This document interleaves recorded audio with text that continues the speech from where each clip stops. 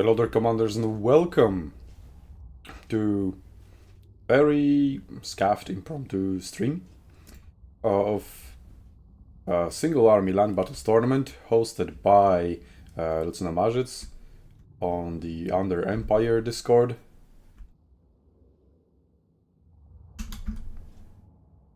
So I'll just go to Discord.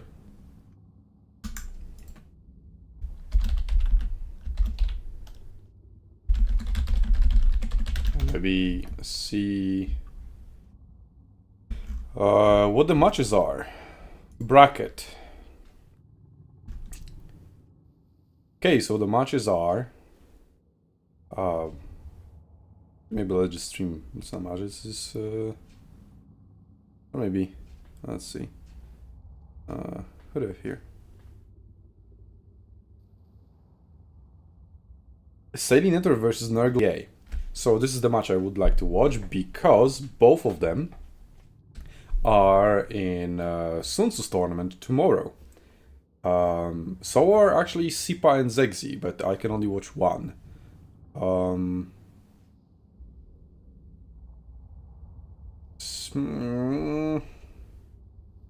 I'll just ask them both and see. Hello there, commanders, and welcome. Why am I hearing my own stream? To shut up. Okay. Simpa, Zegzi. Why is it not? Zegzi, Salinator, Nurgles, PA.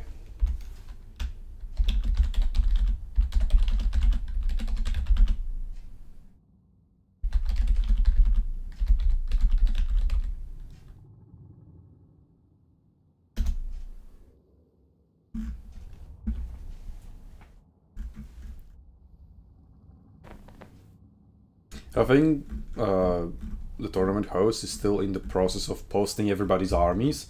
So the way it works is that they submit their armies to the host, and then at the time of the start of the tournament, which is now, or 3 minutes ago, the host posts everybody's armies. So, you know, they can cheat, everybody knows who they're facing. And then roll with it. So it's like a gimmicky tournament.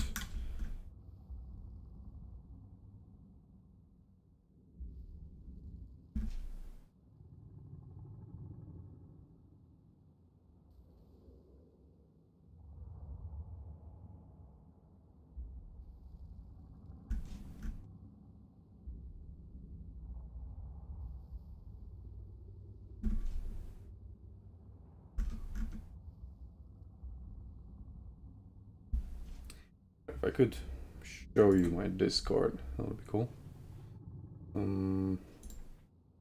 So window capture. It's called Discord.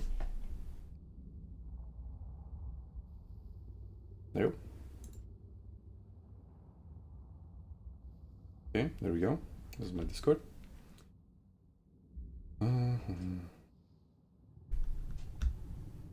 Actually, so that's weird at the bottom. Okay, so Greatest Wolf, B-Wags, Boinroya, Rocket Row, Zegzi, let's see. Okay, Bretonia, Fey Enchantress, Cavalry, not many infantry units, quite a lot of archers. There's another hidden infantry unit, and not counting these. Yeah, okay. Interesting, but fairly standard. Let's see, Salinator, what is he playing? Vampire counts with Manfred, Blood Knights, Necromancer, triple Vargeist, triple Crypt Horrors, and spam of zombies. Okay. Varg is a little bit of off meta, I would say.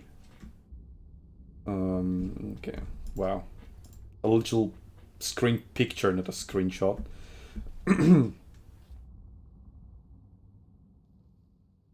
So, I guess not everybody's armies are still posted. We have only half the armies.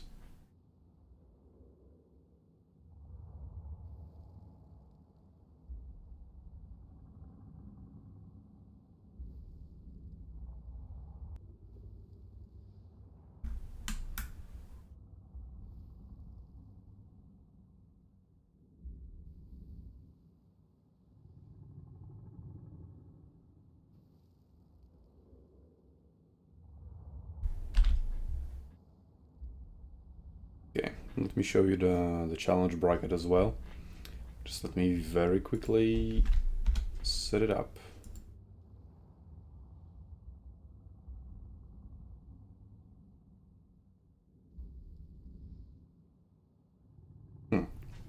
It was different here.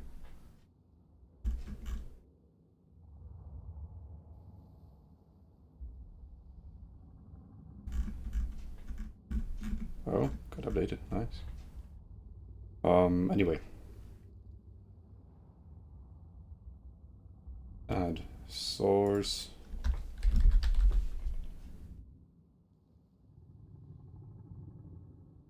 Yep.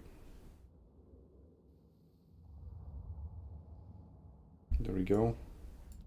So this is the bracket. I know it's Edge, but it's something I could just quickly set up because I already have all the browsers set up and I don't want to change them.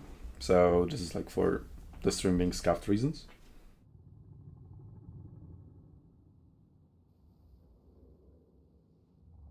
Okay, so armies are still being posted, so I guess we're still waiting. Our messages being deleted or what? Okay, Simpan Argos PA.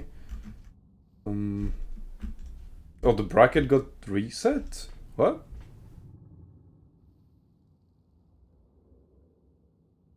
Oh no. It is on... Oh, okay, it's just challenge hiccup, I guess. Refresh, just something, I don't know.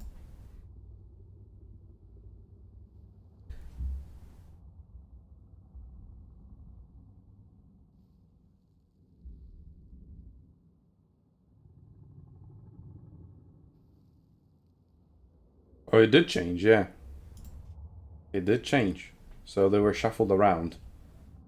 Okay, so I guess the matches I wanted to watch earlier are no longer a thing. Let's see again. Selinator is against somebody who I don't know. Same for Sipa, same for Zegzi. Actually, okay, Rasta took part in previous dominations and so tournaments, but he's not taking part in tomorrow's tournament. But at least I know two people there. Oh, there's Gojira here as well. I didn't notice him earlier. Unless he joined like last second or something. I don't know. So Gojira, he'll be co-casting at our tournament tomorrow with me in a triple cast of Arcane as well. And Argos PA is going to take part, so I think that's the match I will be watching. Okay, so let's go to Discord and see. Yeah, we got Gojira arriving. That's why I didn't see him. Okay, I would like to, let's say, spectate Gojira versus Nurgle's PA.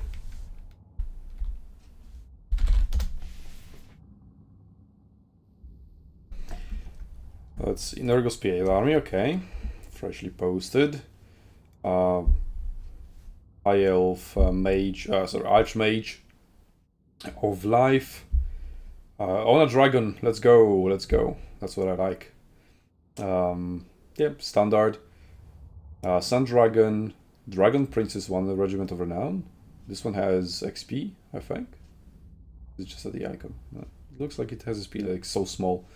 And then 4 Lothran Sea Guards with no shields, and 5 Spearmen. Very standard build, let's say. So, could be considered a tryhard.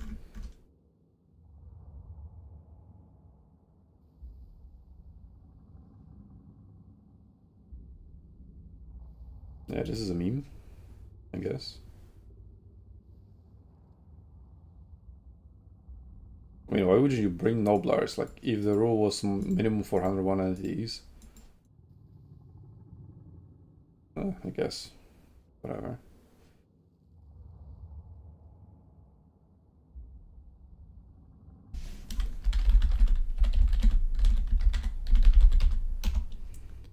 So how many times will we reshuffle the bracket? God damn it. Okay, I'll just waiting. Okay, let's play some music. It's less sad.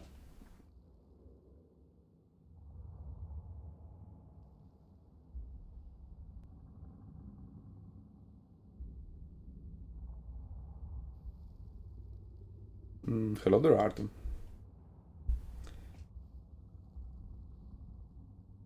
Music, music, music. Play some Warhammer music, I guess.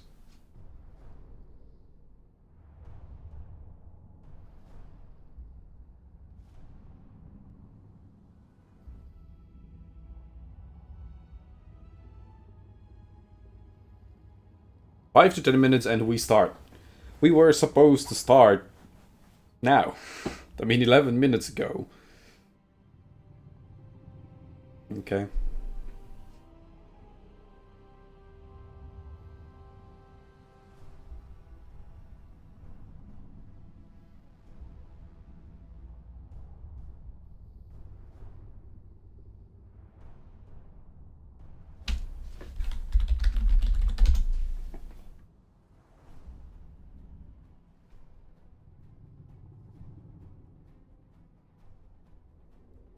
Okay, let's look at everybody's armies. We didn't see this one.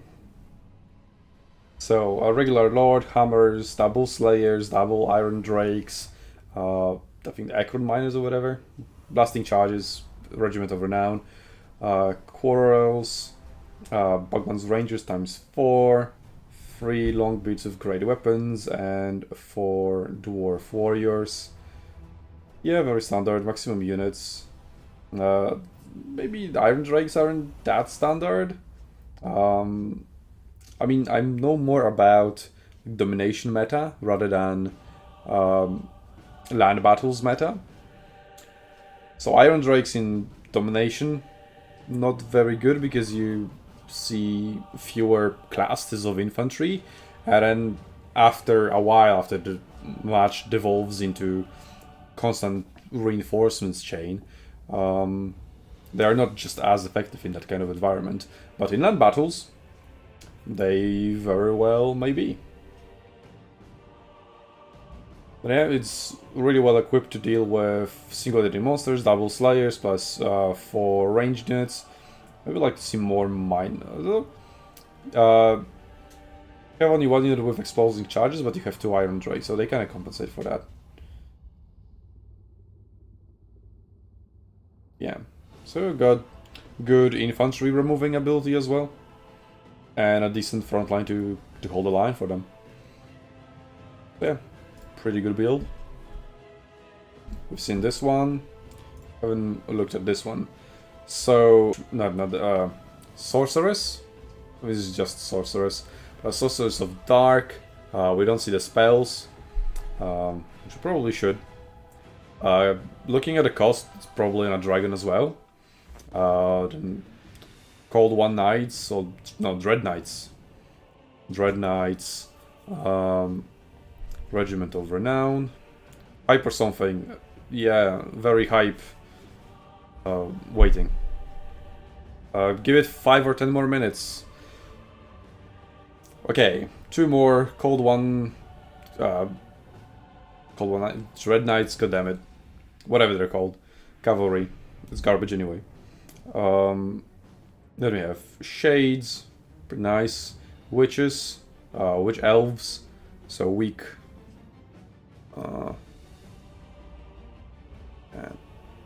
My turn is acting up. That's normal. Witch elves, harpies, regiments of renown, black arc cursors, black riders, dread spears. But this part I really like. This a little bit less. Shades are okay. I would just rather see dark shards with crossbows. They just called dark shards. What I was saying. Yeah, just dark shards.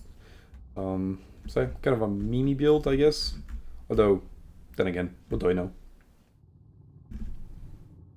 New mentions. What were? I can go up. What? Discord's bugged. Or is it a mention and somebody deleted it? What the hell is going on? Yeah, that makes, yeah. Oh, it's like in this channel, but there we go. We are live. Somebody, yeah. So, are the matches final? Is the bracket final? It got shuffled again! God damn it. Okay. Is the bracket final? No. Let me switch to the bracket.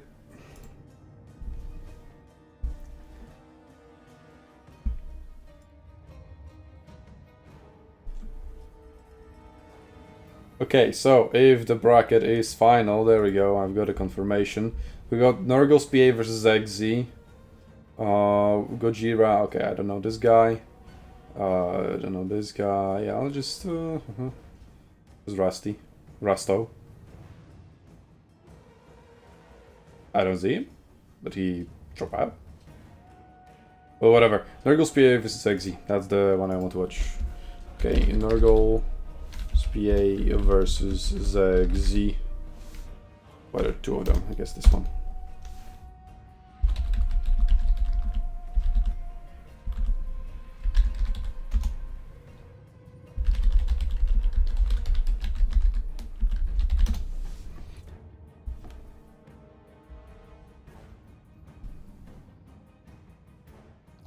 Alright. Multiplayer battles. Zegzi, that's the one. Okay, has spectator slot. Spectate password 123.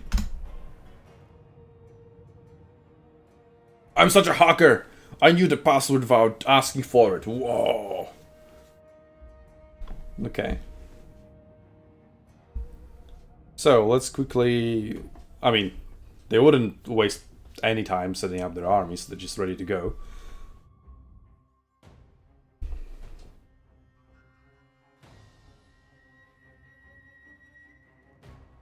But they aren't starting?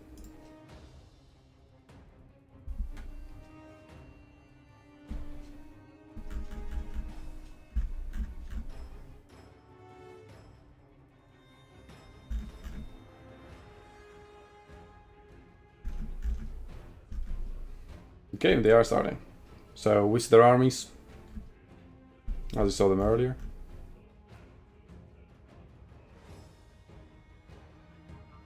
And is this like a regular CA made map?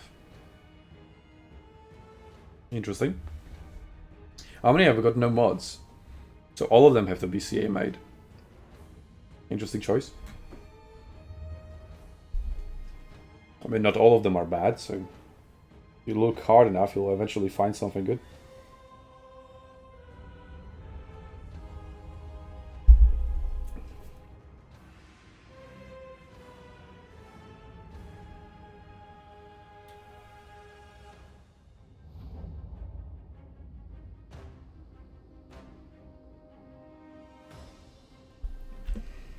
Alright, so as a reminder, we got Britannia with Enchantress here, Pegasus Knights, the regular ones, 2 Knights around, 2 Squires, 1 Man-at-Arms with Polearms, 3 Peasant Mobs, and what do we have here? Grain Lights, and yeah, so we have 2 Grain Knights, 2 Knights Errant, and 5 Peasant Bowmen.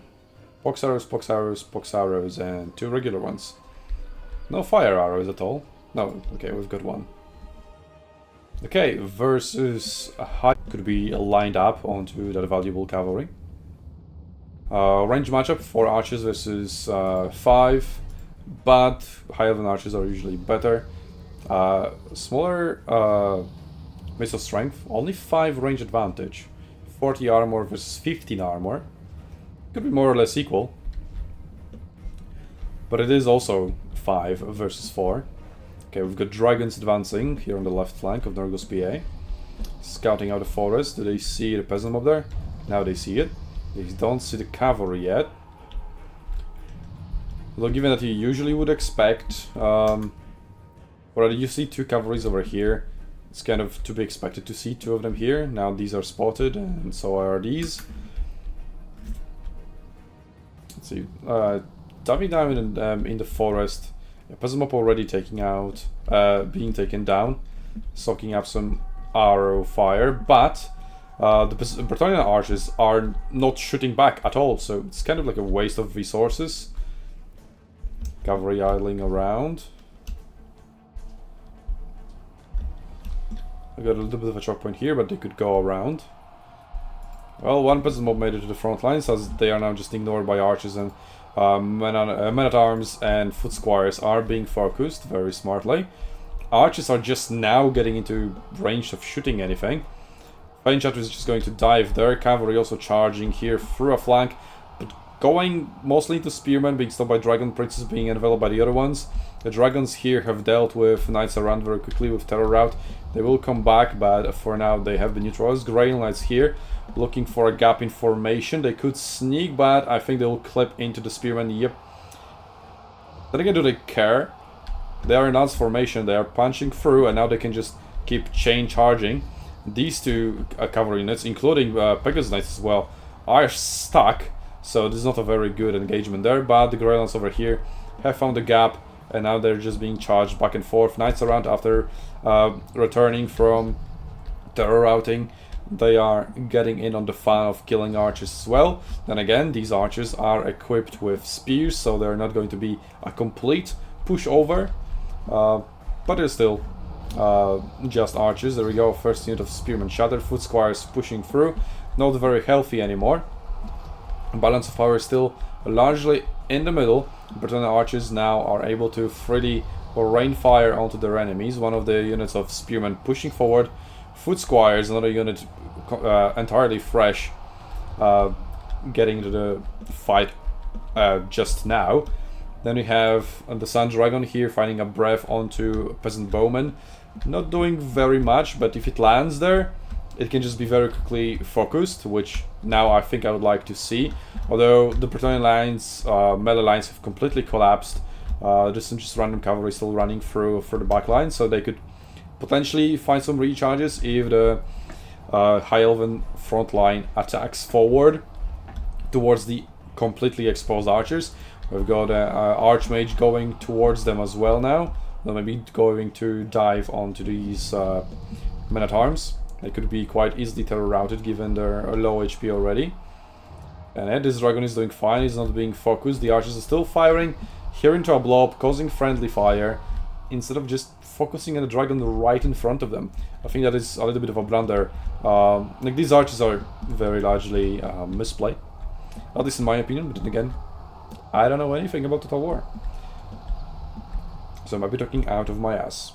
Okay, nice Dragon Breath, taking out half of the unit. And now cavalry charging through, getting the Peasant Bowmen. These guys don't have any spears. They are complete pushover for Dragon Princes. But now that exposes the Dragon Princes to be recharged by 2 units of Grail Knights. So that could be a very good engagement for Bretonnia, but is it enough to turn around this battle, which is slowly turning in High Elf's favor? Now we've got... is it Regrowth? It is Regrowth. I thought it would be Earthblood. We've got Regrowth cast on Dragon Princes. The backline has kind of collapsed for High Elves, as it has been mopped up by the remaining cavalry units over there. So Bretonnia still might turn it around. Some of the units are rallying, but they're not very large, so they will largely be irrelevant. 2 units of spearmen remaining. And these archers are scattered all around, so it's not an easy target for cavalry, which is now just stuck in the thick of it with the Grail Knights. And yeah, this is a matchup where Bretonnia has the advantage, but there are 2 dragons there, and Fey Enchantress. Now some anti-large infantry joins the fray, sandwiches the Dragon Princes even further. Now who's locked here with who? But archers have a very good target in those 2 dragons, which they're finally shooting. It looks like Bretonnia will be able to turn it around with this good matchup they found here. So good idea for the Dragon Princes to go charging after the archers, but the blunder here was not punching through and going after next and next and next units of archers instead just staying there and getting recharged by the Grail Knights. So, Pyrrhic victory for Zegzi. Very nice.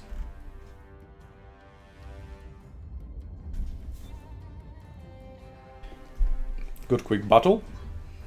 Let's check out... maybe let's see the statistics. Grail Knights, yeah, the main carries. Pegasus Knights did nothing. Yeah, the infantry also very largely underperformed. Archers should get an okay value since they were shooting the dragons a little bit, but not much. Yeah, puzzle mobs obviously only there to soak up damage. The dragons, yeah, they didn't do that much. Dragon princes should have good value, and they do. The archers, yeah, they got kind of mopped up. And spearmen, when they engage the cavalry, they should have done some nice damage. But it's like shitty spearmen versus elite cavalry. So in Warhammer terms, cavalry wins, which is so weird for me. Like, charging cavalry into any spearman should be a mega blunder, and it is, like, in Total War Arena or in historical Total Wars. It doesn't really matter how elite the cavalry is and how shit the infantry is. Still, cavalry in a not in a like cycle charging scenario, but just getting stuck there. Stationary cavalry. There we go, stationary fight. So Warhammer just has different rules than other Total Wars, which is kind of something I'm just not used to. Okay, let's see the bracket. It's not updated at all. Oh, there we go, just have to refresh it. Okay. So I guess all these matches are just ongoing now. So this one was pretty fast. Only one other match has been finished, or at least reported. So let's have a look at Discord.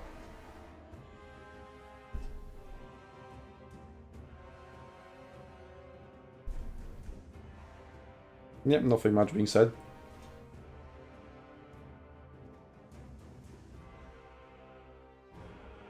So since this is Swiss, we have to wait for all the matches to finish. And only once all of them are finished, we go on to the next round.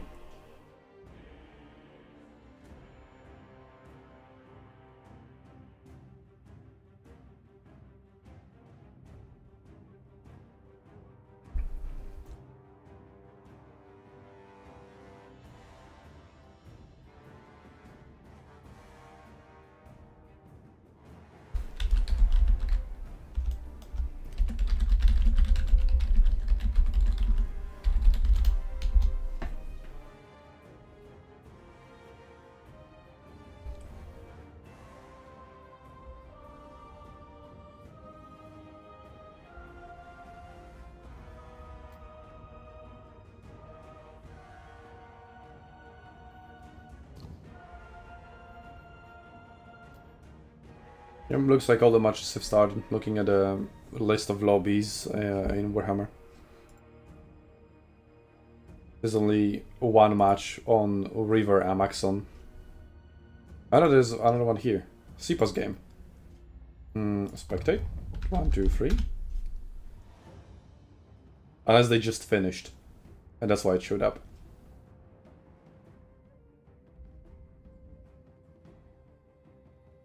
Yep, he just sent a replay.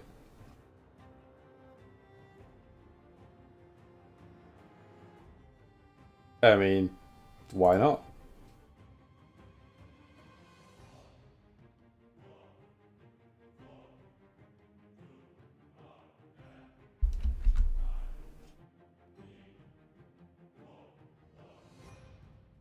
I'm free, replace, boom.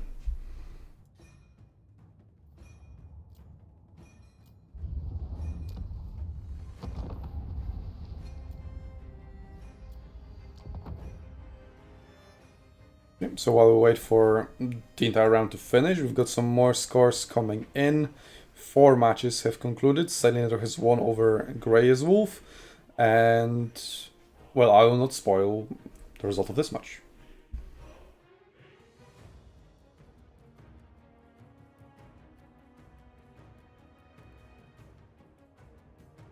Nurgle says he had no way of winning this. I mean, it started well. Like at the beginning it was kind of equal, and Britannia did a little bit of a blunder, not following up with the archers. Like your archers were shooting, Britannia's were not.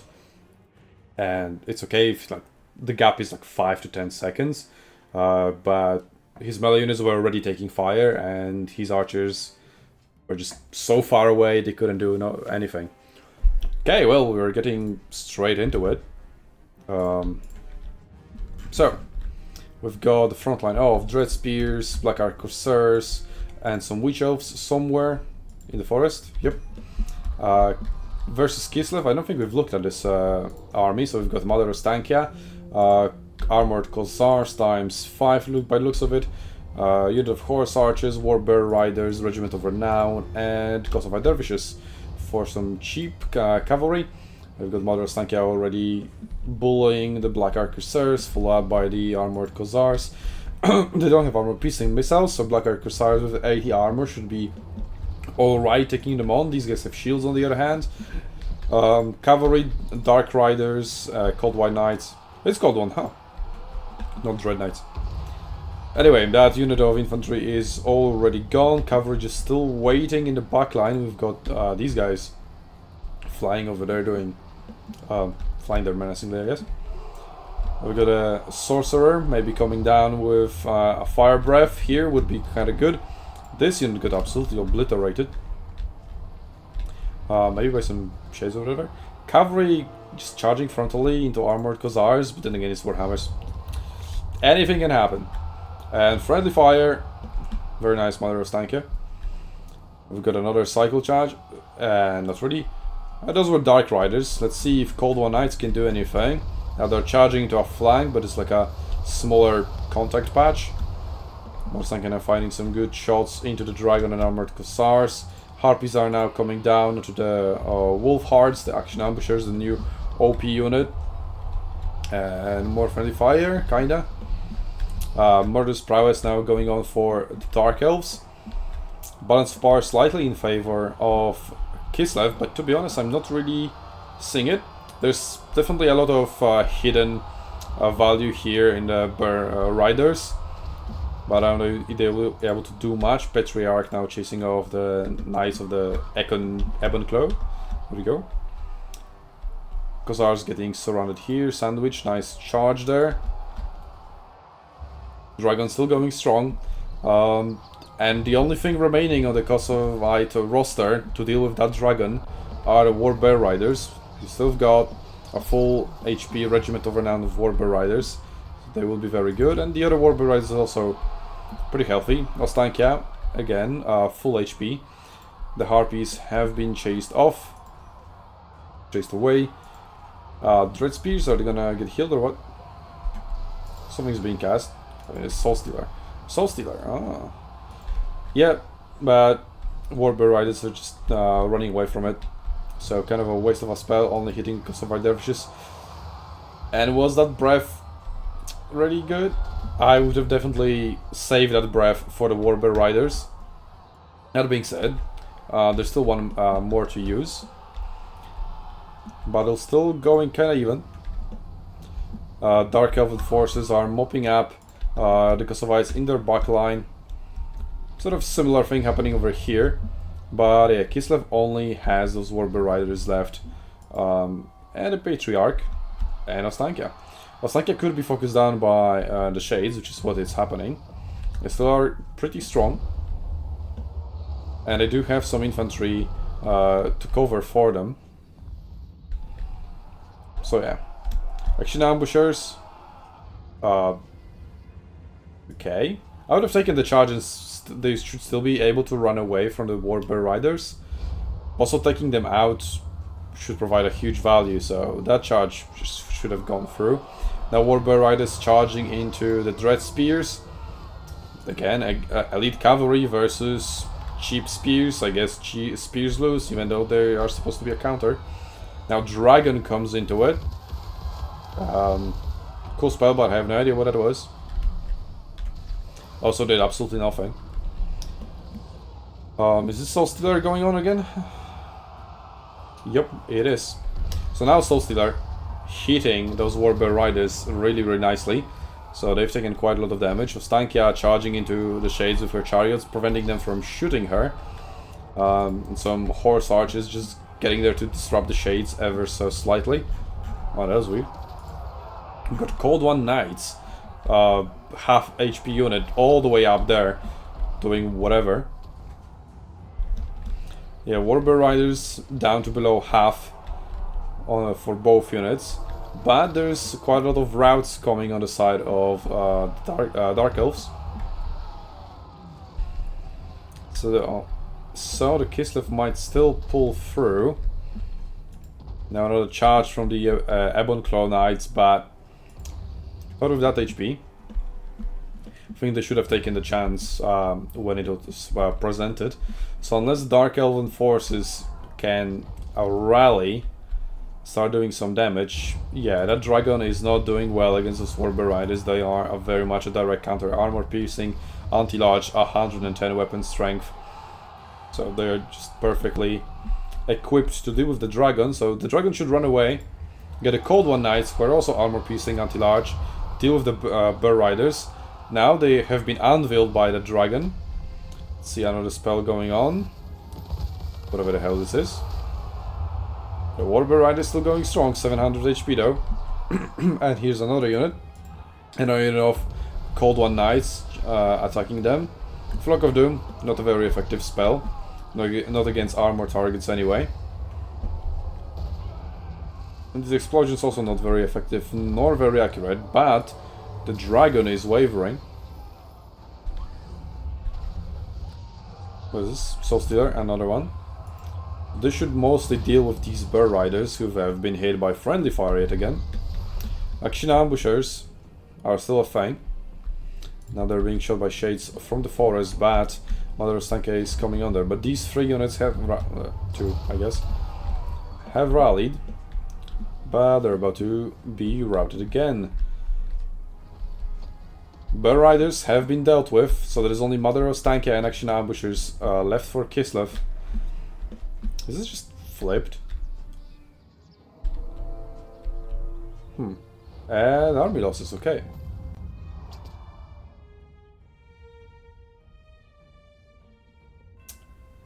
Interesting. So Kislev had 2 units and no army losses. These guys had 2 units plus this garbage here still routing. What is army losses? What? Okay. Very interesting, yes.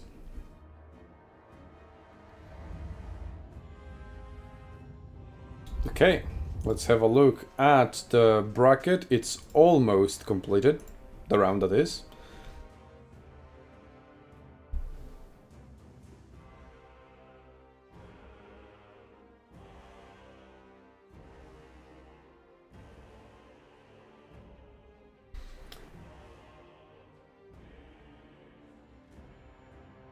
Yeah. Sipalos, Gojira still going. Senator we've already covered that he has won. I mean, you see the results on screen. So now the winners should be matched with winners, losers with losers. We've got 8 matches, so it will be equal.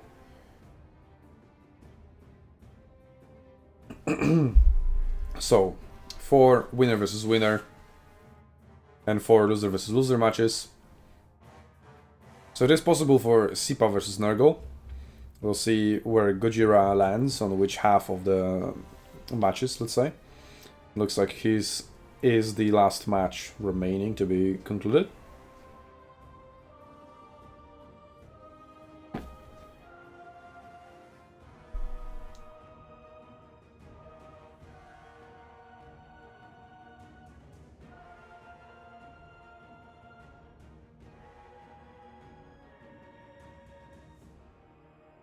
Yep, we're all waiting for Gojira.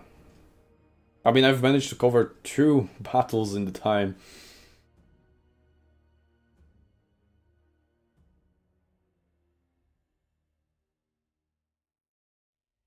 What? It's like if his opponent there, like, what do you mean a draw?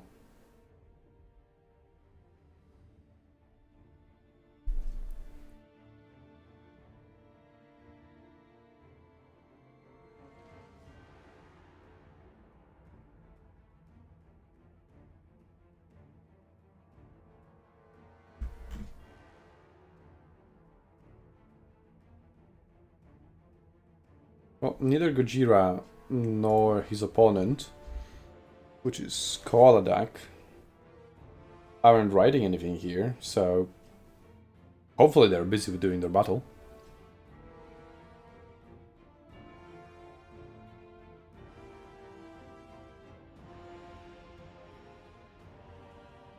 I see I'm not the only one surprised by the army losses situation.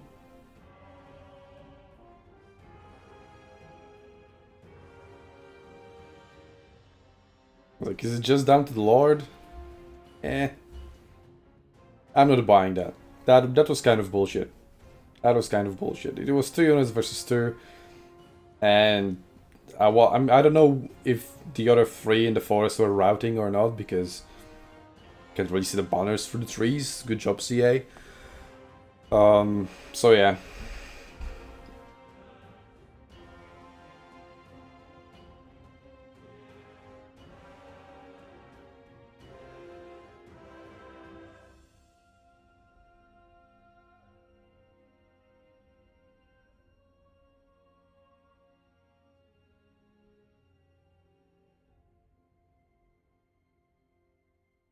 I breathed to attack my own infantry, and that's where it all went downhill. I think I called out one of the refs. But I don't remember now.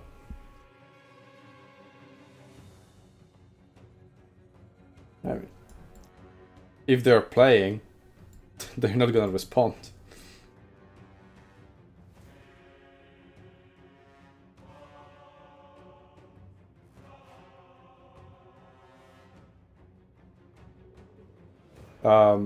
If anybody has a replay, feel free to send it, like here in Discord.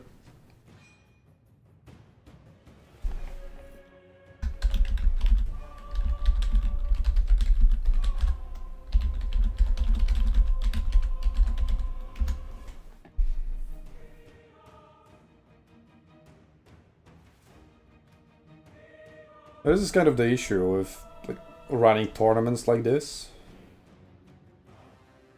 So in Sonso tournaments, we've got a system of using a forum and having a thread for every single match and ordering people to conduct their matches and their communication in those specific channels, so that if somebody isn't playing, we know they aren't playing, and we can react to that accordingly. And here you're just kind of stuck in a vacuum when you don't even know what's going on. There we go, that's 2 replays. Okay, well, this guy was first, so let's take that. We'll take that as well. Okay.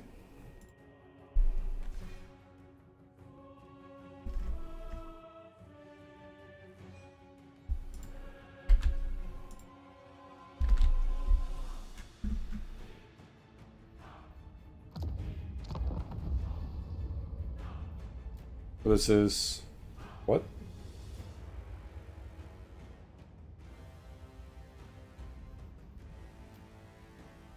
They have a mod?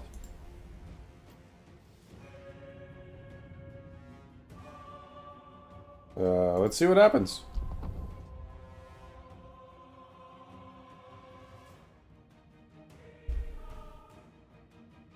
Yeah, I also didn't uncover the game. So it had a like red triangle exclamation mark icon saying that this was recorded using an older version, so the results might not be accurate, which shows up, for example, when you're using a mod. So we'll see, I guess. Although, how would I know if it goes wrong? Let me... Oh wait, no, we've got the next round. So we can save that for later. Okay. Bracket.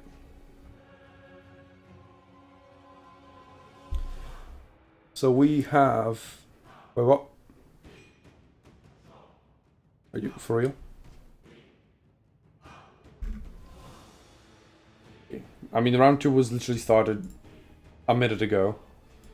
Okay, let's see. Gojira. Let's cover Gojira's match.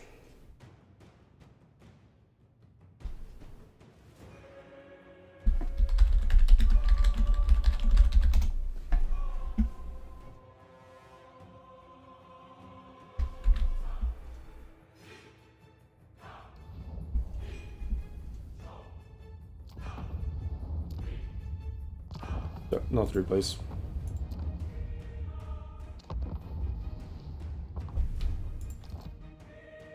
Game full. Oh, whatever. Spectate 1, 2, 3. There we go.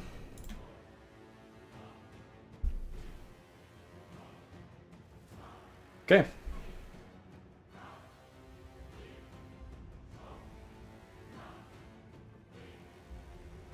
Cliff of Beasts. A very open map with some slight bumps on the side and a slope on the other.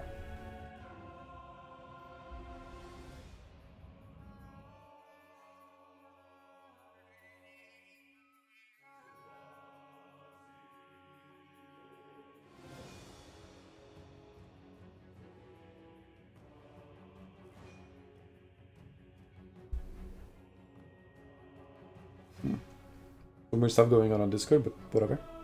We've got a battle on our hands, so let's focus on that.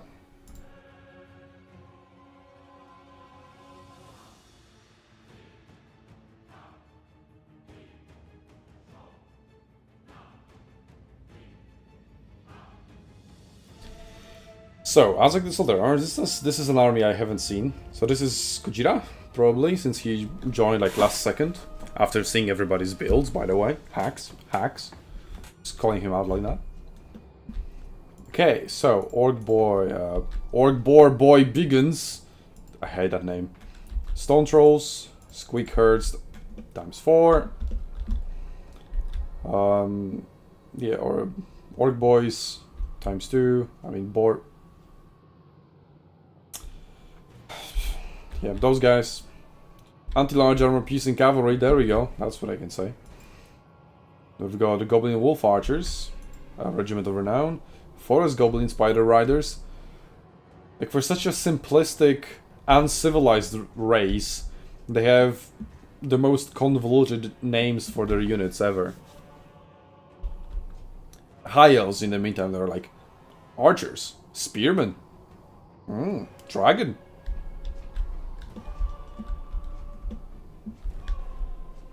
Speaking of dragons, here is a wyvern, which can't breathe. And here's the Dark Elves, so yet another Dark Elf match. Let's see, also the Ebon Claws, Cold One Knights, and another unit of Cold One Knights. Then we have double Shades, but this time with dual weapons. We have Bleak Swords, Dread Spears, Black Arquebusiers, Dread Spears, and Bleak Swords. So various another front line, and they are supported by a Furrow Manticore and a Dreadlord with Sword and Shield on a dragon. And there we go, there's the mage, which is what I was looking for, Shadows. Let's see. Spit of Shades and the Milk of Mystifying Miasma. Well, Azak, Spirit Leech, Fate of Buna, and Doom and Darkness. Not a spell you see very often, but I guess you don't see it in Domination, because routing in Domination doesn't have nearly as much value as in land battles, I would imagine. Like, when I was playing Napoleon and Shogun, abusing morale mechanics was one of my favorite ways to win. So, yeah, spells like Doom and Darkness, hold like a close spot to my heart. And we'll see how effective it can be here. It doesn't have to be used, right, but it's still a cost to bring. We've got some horse archers harassing the cavalry, which you just get out of the way. Or just going to take it.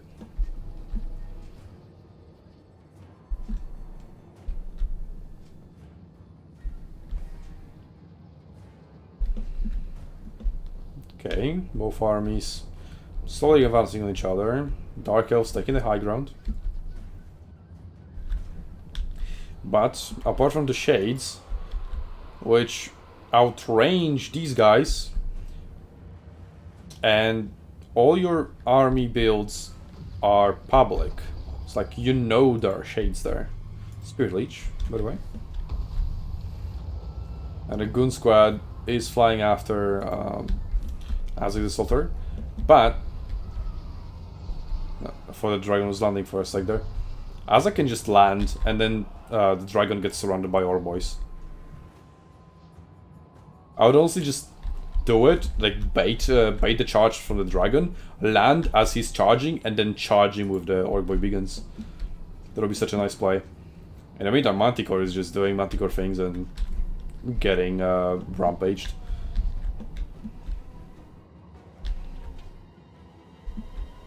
The Dark Elves are not taking very favorable engages, and here we have like a very scattered attack, kind of reminiscent of like real life Napoleon tactics,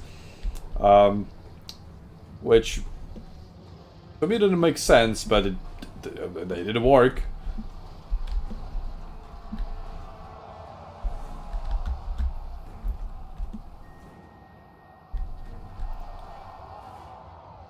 Well, real life is different than Total War. Who would have thought? We've got some Forest Goblin Spider Riders going after Column Knights, catching them off guard. Stone Trolls now punching through the middle with 2 Squeak Herds, and a unit of Goblins as well. So good target for the weapons, also good target for Pit of Shades, but a Sorceress is nowhere near. So, yeah. Very weird positioning for a Sorceress. What was she doing there? Trying to cast some Milk of Mystifying Miasma. She has 78 speed, so she's on a horse. Or something else that's fast.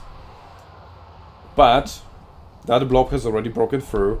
He's punching towards the shades of dual weapons.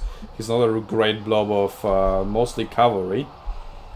And looks like Greenskins are also winning that engagement. Squigs are also pushing through to the dual shades. So the of dual shades trying to liberate the first one, but it's not going to happen anytime soon. Unless the Stone Trolls could rout. Azag is now getting in on the fun. A spell of some sort is getting cast. That's probably the Doom and Darkness. Yep, upgraded, so minus 60 morale in AoE. But it hit like what? 1 unit? 2 units? Could have been cast here. Okay, that Pit of Shades was also a very large miss. But I have Greenskins in typical Greenskin fashion. A lot of their front line has collapsed, but it will return. Especially the Trolls. Here Goblins are taking on some Bleak Swords. They do have HP advantage, and ooh, Squeaker now just running through. Murderous Prowess triggering. But not only after quite a lot of Dark Elves have been already wiped off the map. Though they still have some infantry left, these Black Corsairs and Bleak Swords are not in any engagements right now. And Greenskins will kind of aim to start running circles around the Dark Elven roster. We have Azag versus Dreadlord on a dragon now. As Azag was diving into some shades, now he's being backed up by his Orboy cavalry. They aren't Orboy Boar beacons. Such a stupid name.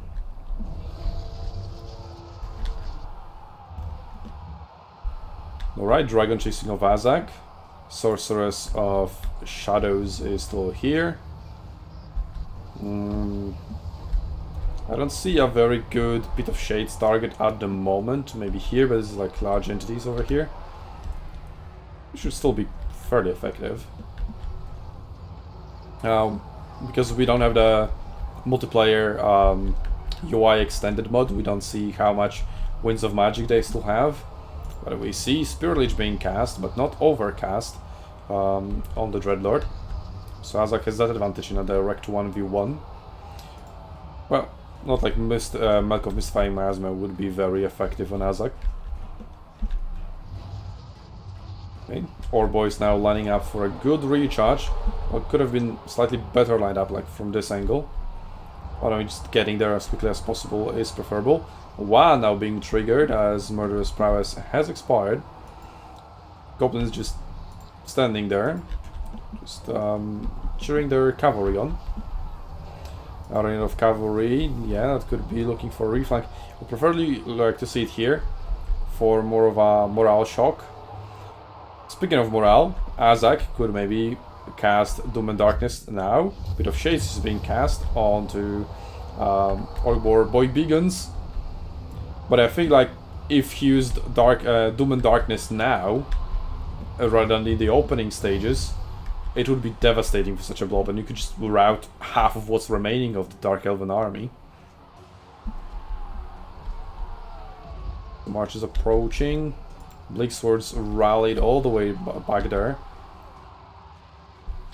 Yeah, Greenskin Cavalry forced disengaged against the Dark Elven Spears, but it is largely mob tapped. There's only a dragon left over here, so get some infantry in here, start doing cycle charges or hammer and anvil charges. Like of Mystifying Miasma now being quite effective on them, and Sorcerers is being caught in the middle of these goblin horse archers. And yes, I know they're riding spiders. Cavalry archers, there we go. Dragon coming down into position to help the sorceress, and Azak is actually running away from the dragon.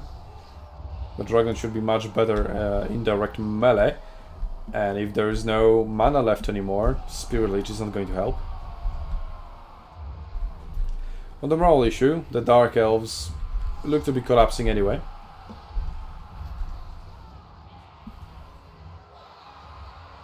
The chase is called off. See, Azak has 110 speed, yeah, the dragon is 90, so can't catch it if Azak doesn't want to take the engagement. She's not gonna get charged by the Borg Boy Begons. The Borg Boy Begons got terror routed by a dragon really nicely there. There was enough mana for the Spirit Leech. And another full, not full unit, but more full unit of Orc Boys getting in on the action. They are armor piecing anti-large. Azak now getting a charge in as well. And all the Dread Spears are going to help with their armor anti-large. So yeah, the Greenskins will probably run away. There's a terror route, an actual route. And Azak is now kind of surrounded, but the dragon is not very healthy. Doom and Darkness now onto the dragon itself. It's not going to rout. Or was it there? No, it wasn't AoE.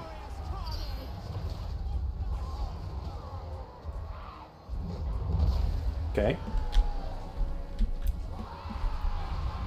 Weird spell choice. And it was Azak the Slaughterer who got routed anyway. Instead, rather. Well, Dark Elves might still bring it back. I mean, there is a big blow of goblins around here. Yeah, just strings of goblins. They could have been like providing at least flank secure buff. Well, Dragon also got routed now. The Sorceress is there, but if she doesn't have any mana, she can't do shit. The Dragon is not going to get focused by some archers. They're not going to be very effective, but the Dragon should be taken like below 1000 HP with 1 or 2 more volleys. These guys don't have ammunition though. But they're perfectly fine to just chase down some routed units. A Dragon has returned. So slightly above 1000. Let's see, does he have a breath? Yes, he has. So good breath could still turn it around. Now these Squeakers have been routed. The archers can be disrupted now by the charging sorceress. Okay, we see... that breath was awful. Very ineffective. Yeah, badly lined up. But it dealt some damage, but it could have dealt so much more. but there's only one unit of Dread Spears apart from the Sorcerers anchoring the Dark Elves in this matchup. Azak has returned with 500 HP, just rallied very close to the edge of the battlefield. Dragonel landing, let's remember, these are goblins. They do wield spears, but they don't actually have anti-large. But the goblins are charging to Dread Spears. Dread Spears have been routed. We've got a terror rout going on the regiment of renowned archers. And the goblins just should rout at the side of the dragon. Let's see. Maybe that is what's going to happen. The dragon has taken flight once more. Hydro Blade is being used. Okay. Oh, there's another unit of goblins. So there are 4 in total. And Azak is coming in. Oh, Spirit Leech. Okay, GG. Yep. But Sorcerers doesn't seem to have any mana. I mean, what is it? Pit of Shades over here. Would be amazing. And this Doom and Darkness, just how much mana does Azak have? Well, Pyrrhic victory, but victory nonetheless to Gojira. Close battle throughout. So yeah, good entertainment.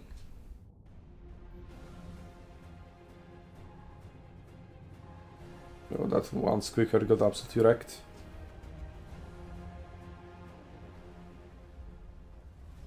And the Boar Boys, the usual carries. Stone Trolls, not bad, not good, but also quite a lot of HP. Wait, no, they were like routed. So they're routed with that much HP left, wow. Yeah, I was like 2k due to the Spirit Leech mostly.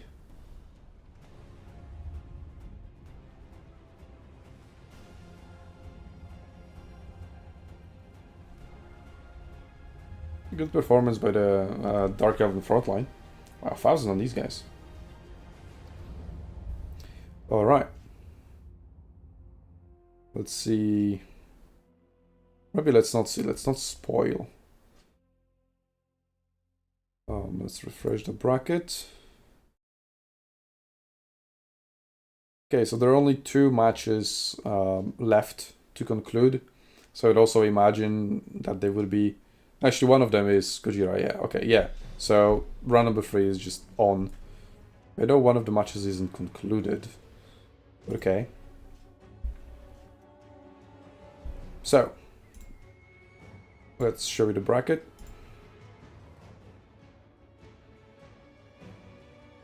Azak has almost infinite mana because of lore passive. I mean, yeah, it gives like 2.5 mana for every single spell he casts. Yeah, Spirit Leech is like what, 6, 7, 8? No, I don't remember. And Doom and Darkness unupgraded was 5. So yeah. They were cheap spells, that's true. Okay, we've got Sipa vs Lucina Magic, Jira vs Exi. Who's Nurgle? Oh, it's like 1 match less. Oh, because one of the guys dropped out here. Like, I guess Nurgle's PA is just getting a bye at the moment. Okay, Sipa or versus Snamajic or Gojira versus Zegzi. I mean, I've seen Zegzi, right? Yeah. We've seen Gojira, we've seen Sipa, but we haven't seen Lucina, so let's go and see this much. Okay.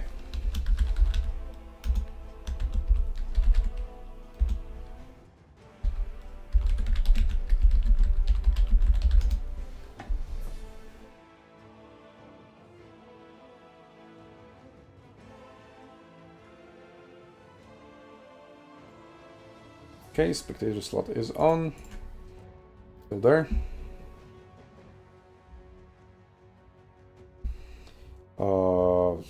Fuck. This is like old. Gorgazana, I guess, is now Sipa's game. Okay. Spectate.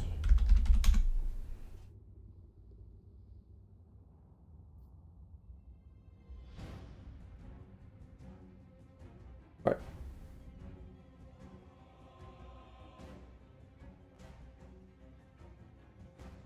It is Lucina, yeah. It's just called Pegas, okay. I thought I joined the wrong match for a second there.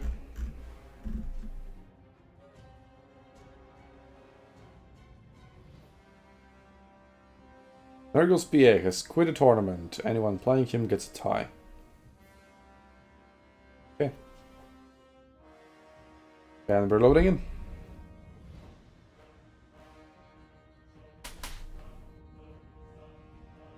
So, what's on with the Ogre build. No Noblars at all. But we do have some Lions. And then this is the build we've already seen.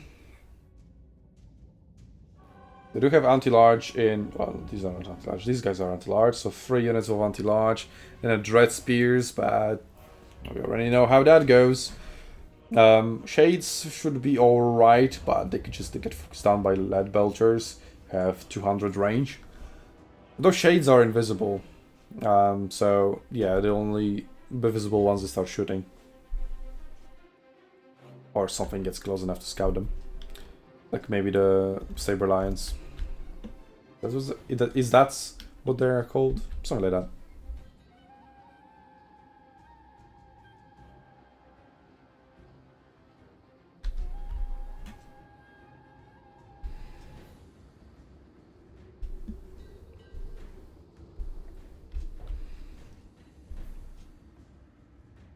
So nobody has brought Norska.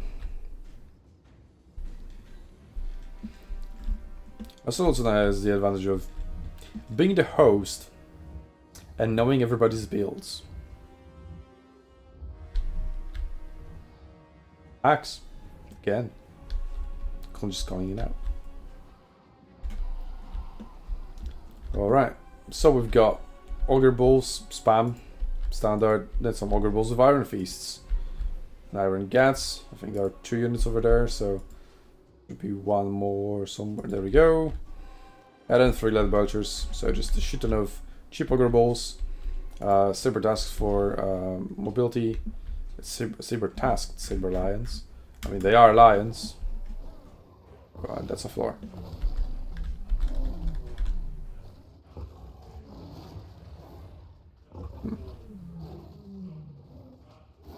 Damn, they're ugly.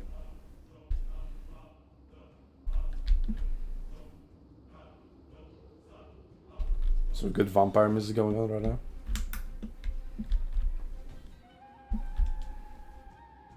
I'm still on Warhammer 1 music. We are still on Warhammer 1 music, yeah. And I don't even have any Warhammer 3 music.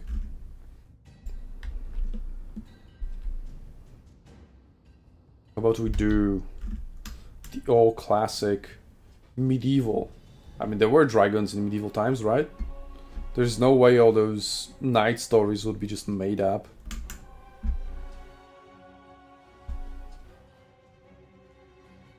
Medieval.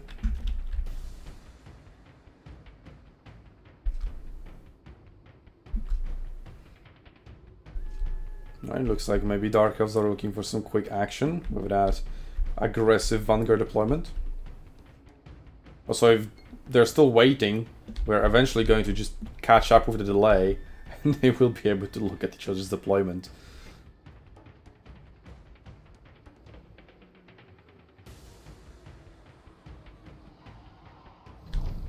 And there we go. Okay, no bullshit between both armies, just pushing straight on. That's what I like to see. So Saber Tusk positioning here on the flank to try to stop the incoming cavalry. We've got some anti-large Cold One Knights.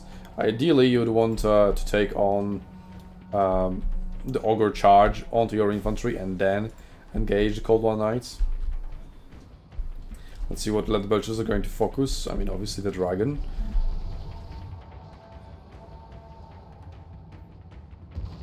Yikes. It's not like there are going to be good targets for Dragon Breaths anyway, but maybe wait until they blow up a little bit more. Okay, Harpy's flying by, not engaging the Lead Belchers yet. Soul Stealer onto the Lead Belchers. Again, I would have probably waited until there's some more blobbing going on, but Elusina is not really allowing for that to happen. And it's probably the only way he loses.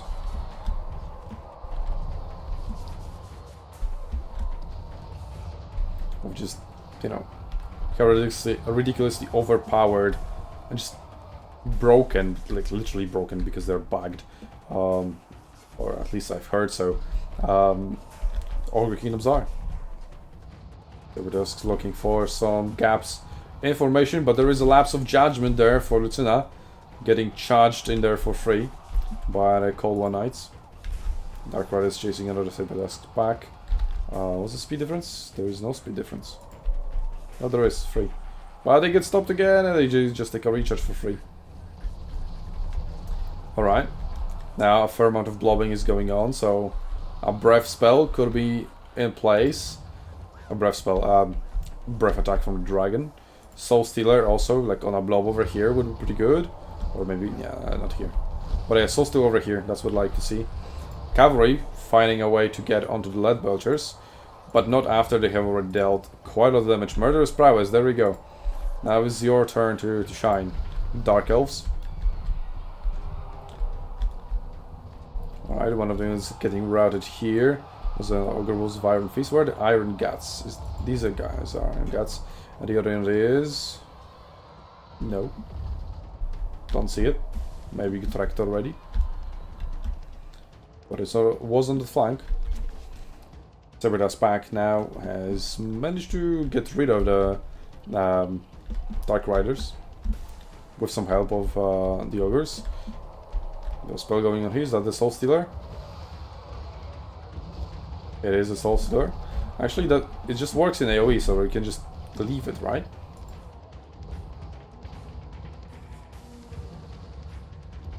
Maybe not. So why is there the AoE circle on the ground? Not just, you know, Warhammer not being consistent. What's new? Well, Ogre Kingdoms are definitely winning this matchup so far. Let's see if Dark Elves can potentially turn it around. The Lead Belchers have all been so far, well, not neutralized, but, you know, rendered a little bit ineffective. But why are you fighting the Ogre Balls instead of engaging the Lead Belchers, letting them shoot and wrecking your shades? That's a little bit of a blunder. But at least we've got the cavalry doing well over here. But the Lead Belchers are still... Okay, well, they're turned around the other way, so never mind. So, yeah, they're gonna do quite some damage as these knights approach. But never mind. They won. Yeah, they'll get bullied.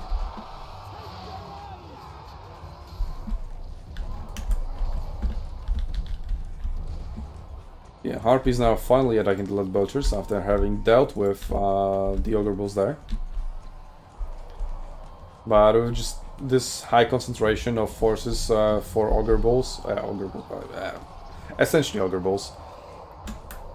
Unless the dragon can provide a lot of routing, maybe then. But that Dark Elven front line, if you can even still call the front line, isn't looking very healthy. Another Soul Stealer. Okay. Good place to use it. Now this unit has just ran into the AoE of the Soul Stealer, but it's not being affected by it. So why is there this circle here? If it's not an aura, it's just a regular AoE spell. Oh, still a unit of Lead Belchers alive. And this one also has returned. And again, you're fighting Ogre Bulls while getting shot. Change the target. Disengage, charge.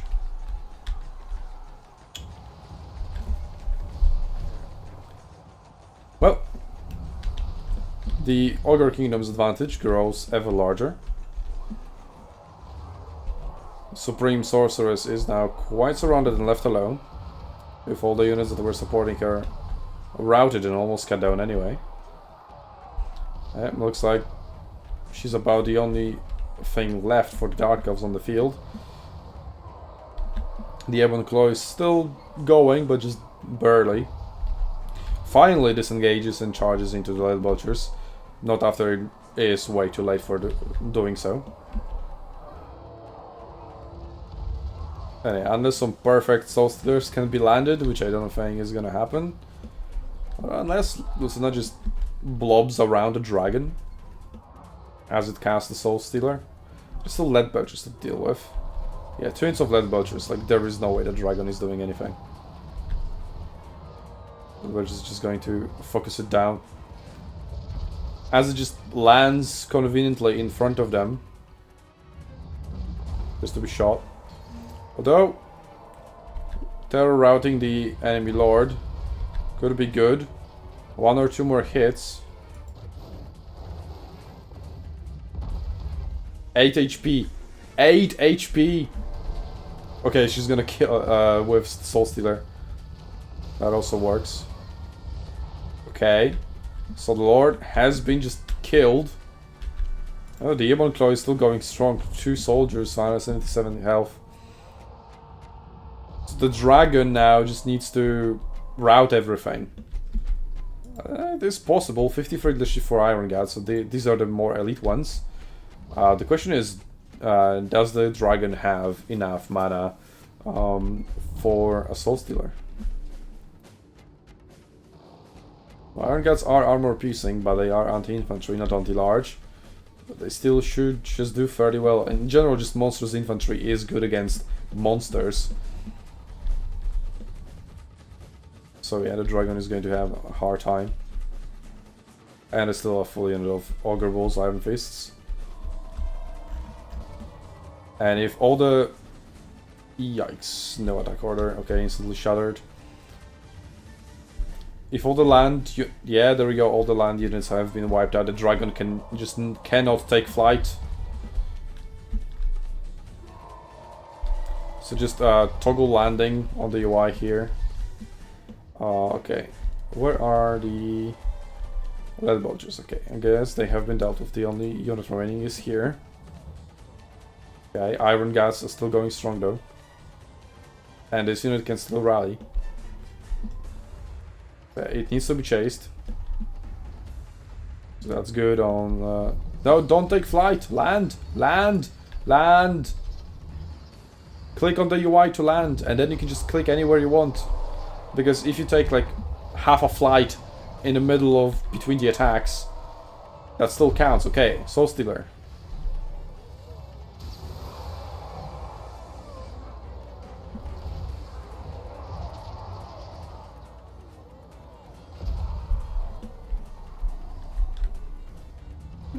I mean, the damage isn't devastating.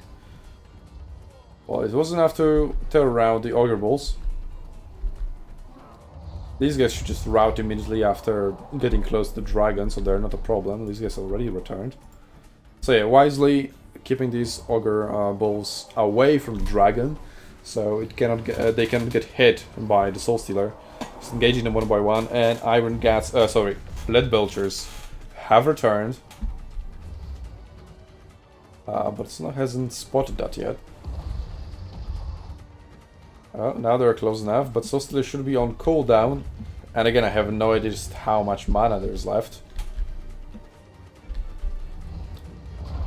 And... oh wait, those were Iron Guts. See, Iron Guts got turret routed. These guys are wavering. Now these guys are just straight up routed. Lead Belcher still not being used. They still have ammunition. Dragon, don't take meat flight. Okay, it just kinda didn't. Okay. I'll just go after the Lead Belchers now. Yeah, you have to go after the Lead Belchers.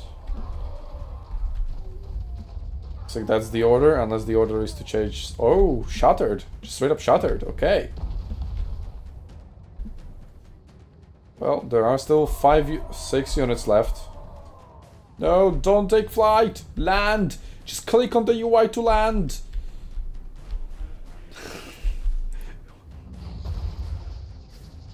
Well, every time you take flight, you just lose morale permanently.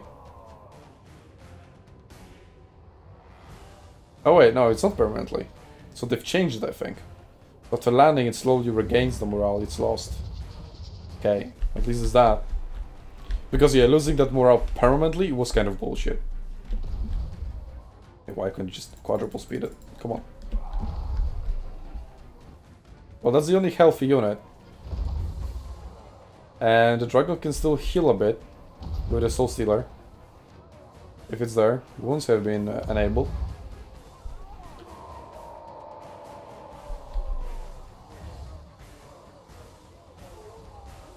So yeah, now the only question is... Uh-oh, losing ground, wavering. Right, then there we go. It's like suddenly army losses or something? Might have been. Well, again, very close. And Ogre Kingdoms just being such a cheese, buggy, OP faction, I was really rooting for them to lose. And if not all the blunders with attacking lead vultures, just standing there or attacking a melee unit while right next to a lead vulture unit was just shooting for free. If not for that, that alone would have made a difference. Yeah, these guys obviously no value because they just suck against what they have been pitted against.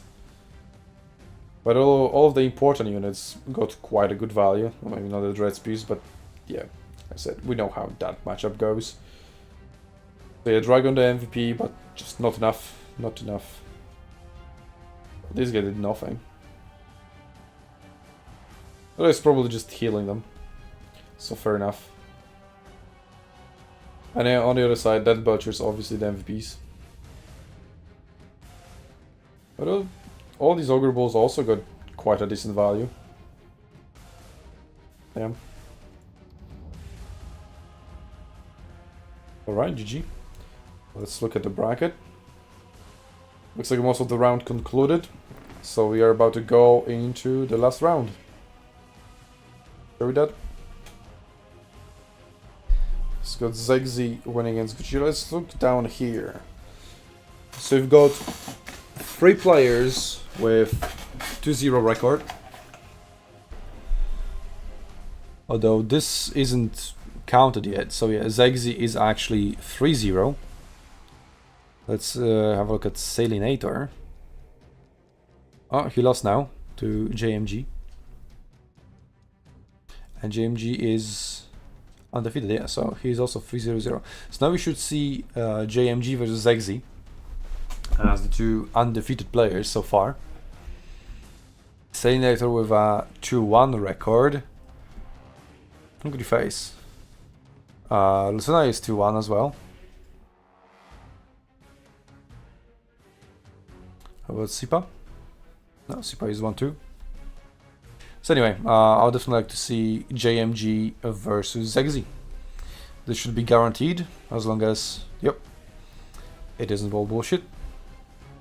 Okay, so this is the final round of the Swiss. So maybe this is going to be a preview of the finals. So Zegzi, JMG.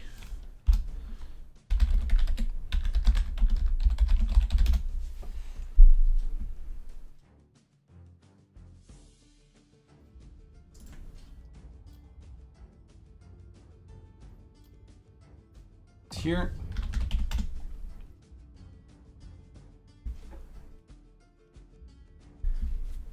Yeah, so Zegzi is the Pretonia army we've seen before with Fey Enchantress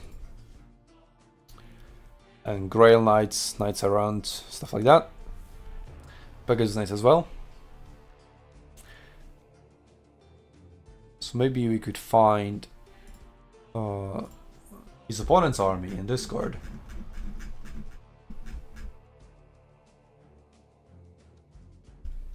Nope. Nope, nope, nope. Nope, nope, nope. No, no, no. No, no. Salinator. I haven't seen his match yet. Oh, we've got a replay of him, but we're advancing at a good enough pace that we don't need it. Oh, so this is the army. Yeah, the Kislev one that we've watched replay of. Yeah, so this was versus... I don't remember. Versus Sipa. Yeah, all the matches so far, as we've seen, are very close. And we're waiting for JMG to join here, I guess.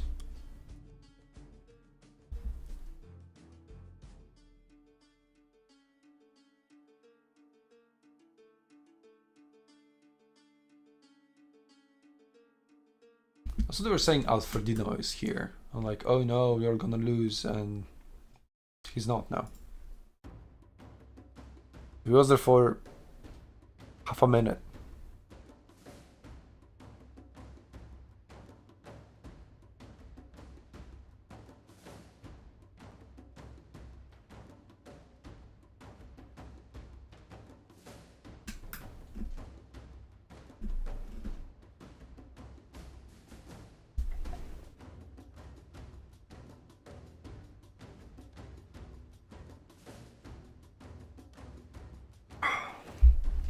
Damn, medieval soundtrack, so good.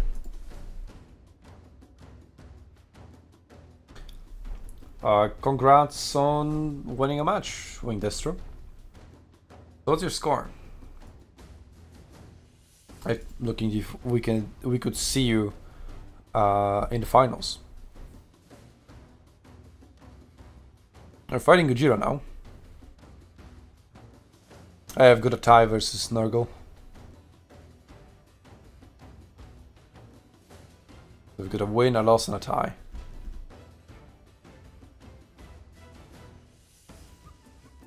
I don't know if true. I mean, it honestly should be counted as a win, not as a tie. If you're facing somebody who has withdrew from the tournament. It's like, why? Doesn't make sense. But well, we're loading into a battle, and I'm not the organizer here, just a spectator. Or a caster. And you guys in the audience are the spectators, I guess.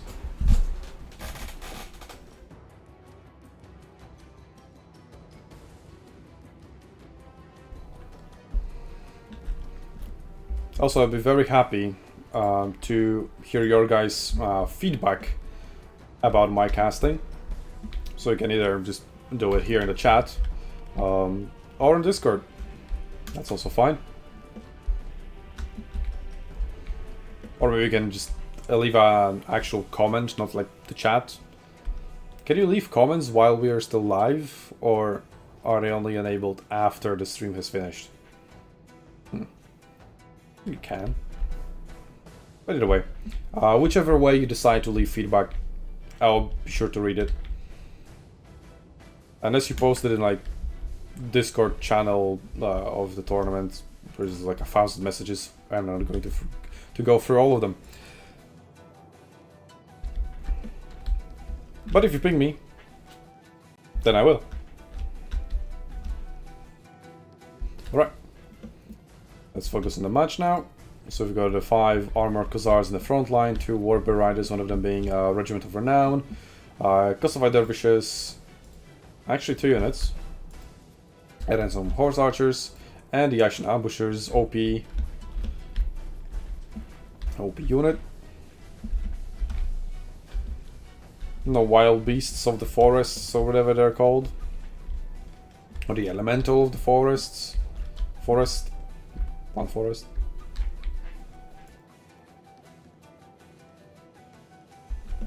So Grail Knights versus Warbear Riders. This is definitely a matchup we're going to see here. Pegasus Knights also anti-large, but not armor piercing. And Fey Enchantress, let's see what she has. Regrowth and Earthblood, no dwellers below. Oh, Flesh to Stone. Not a fan of that spell. And she doesn't have her Chalice of something.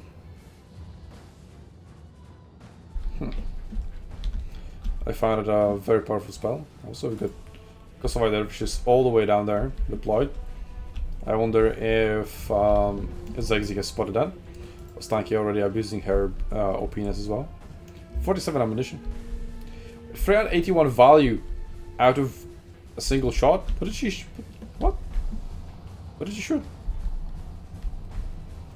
Grail Knights. There you go, okay. Prison Mob doing its job. Taking on fire for their units. Foot Squires are getting a little bit right over here. Warbear Riders just seeing the backline. Ostanka is now being flooded by Pegasus Knights. Very nice use of that fast unit to catch Ostanka off guard. Warbear Riders now rushing in to her help. And we've got a Earth Plant going on already. And a bombardment spell for Mostanke, I would imagine. Don't know what it is though. You can also tell me in the chat. Now Kosovar Dervish is charging into the back of Peasant Bowmen, so yeah, they have gone unnoticed. Although this is a weird formation to charge in.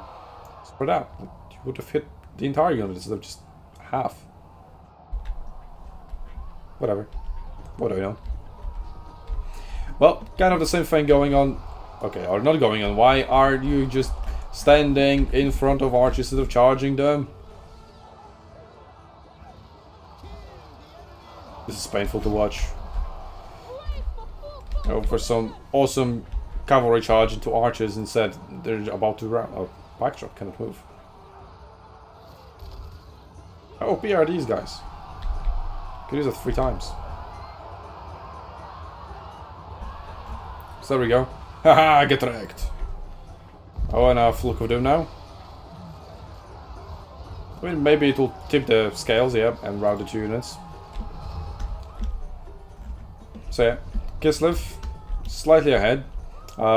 Getting the recharges into Peasant Bowman was really good and effective. Kosovar Dervish is still going on, but I feel like they should be just more cycle charging. 2 units of archers already routed there, and another one engaged here. Armor Cossars can take out this one. The Armor Cossars are still going fairly strong. At least 3 of the 5 units that we had at the beginning. Kosovar Dervish is mopping them up here. Man-at-Arms, like, why are you chasing a unit of cavalry that has 3 times the speed? Not gonna happen. Because now it's coming in. And now, this would be a great dwellers below over here. Well, Enchantress has opted to go full healing. Martyr Stankia still being OP. Yeah, 1.9k value already. Grail Knights, nowhere to be seen. Here, 17 soldiers left. The other unit, obliterated. Is it here? Nope. Here? Nope. Here. Yeah, that was the previous one. Here. Oh, that's Pegasus Knights. So it's gone. Oh, I didn't see it. Well, anyway. Britannia is for sure lost now. So, Kislev, OP. To anybody's surprise, really. To nobody's surprise. That's what I meant. Yep, losing ground, army losses, there we go. Pretty victory? I would say it was quite convincing.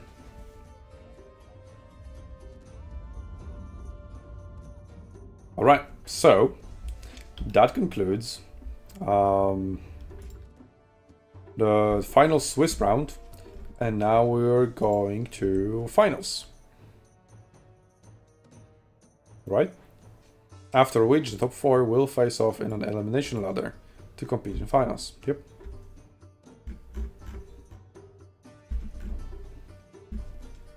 But it's not on challenge? What challenge supports that? Like 2-stage tournaments. Pretty sure it does.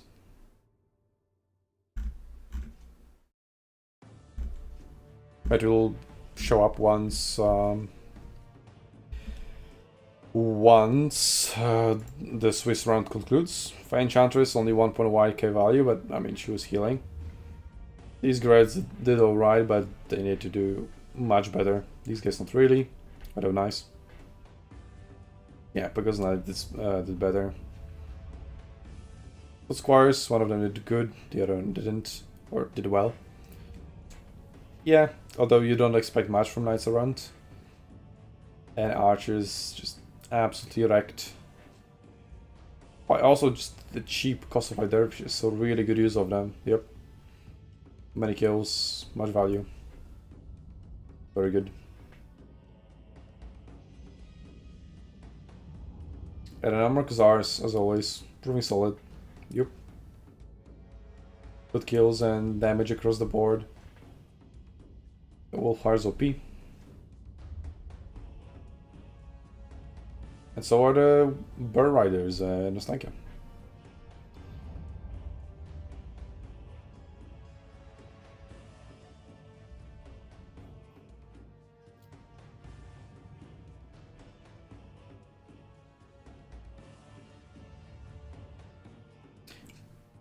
Looks like not many matches have concluded so far. Only 3. Though this one hasn't been reported yet. So at least 4.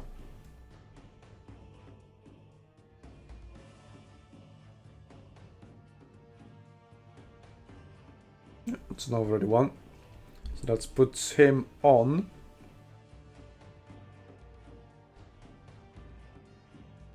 3-1. So there's only one 4-0 player, and that is GMG.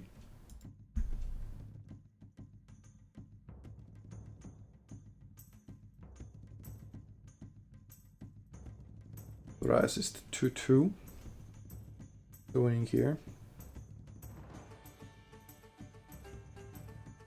So we've got 2 people with 3-1. Zegzi is 3-1. Lucina is 3-1. Let's see. Well, then anybody out of these guys? Well, Lucina is already 3-1. Sayanator. Let's see. Still fighting.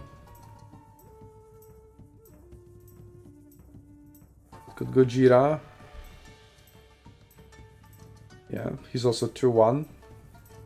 So you could go up to 3-1 as well. So you could have more than 4 people with 3-1 scores. So I guess then what decides is the strength of schedule, which is mostly affected by the first round. So if you've won the first round, you get stronger opponents. If you've lost, you get weaker. Overall, so Gojira won in the first round. So did Salinator. They only lost at the end. Whereas no, Gojira also lost at the end. So they've got the same. And Gojira fought Zegzi, who is one of the other 3-1 players. Salinator for GMG, who is a 4-0 player. They might tip over in Sayanator's favor. If that's the tiebreaker. Stupid ads.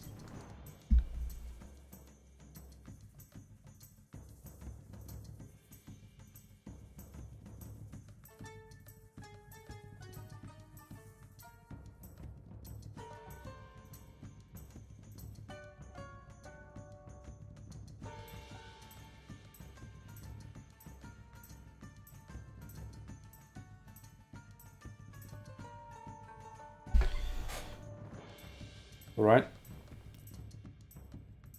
I mean, there are 2-stage tournaments, like Swiss into single elimination bracket, I think. I'm pretty sure on challenge.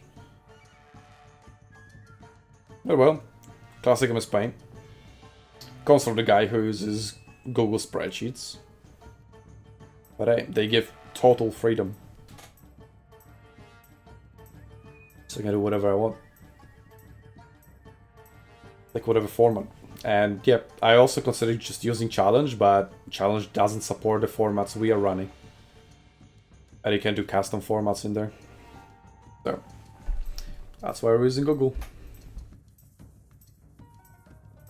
Good old Excel.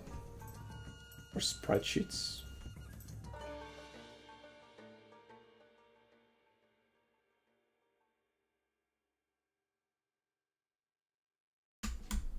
Let's go even more classic.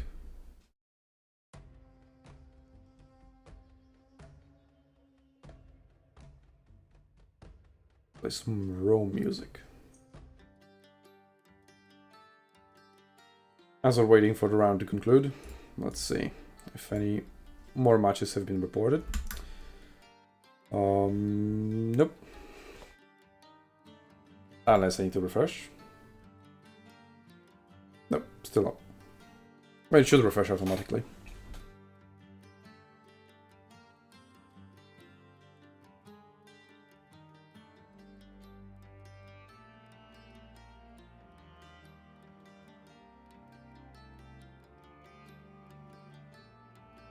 Though I imagine it is going to take a while, so why not watch a replay?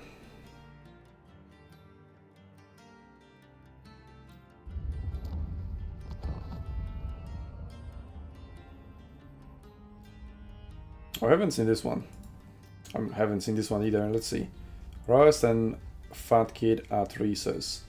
And this is Salinator versus F42. So we haven't seen Salinator play yet, and he's likely to be in the top 4. Let's watch him. Let's see what he possibly has in store. How he plays this matchup and this army.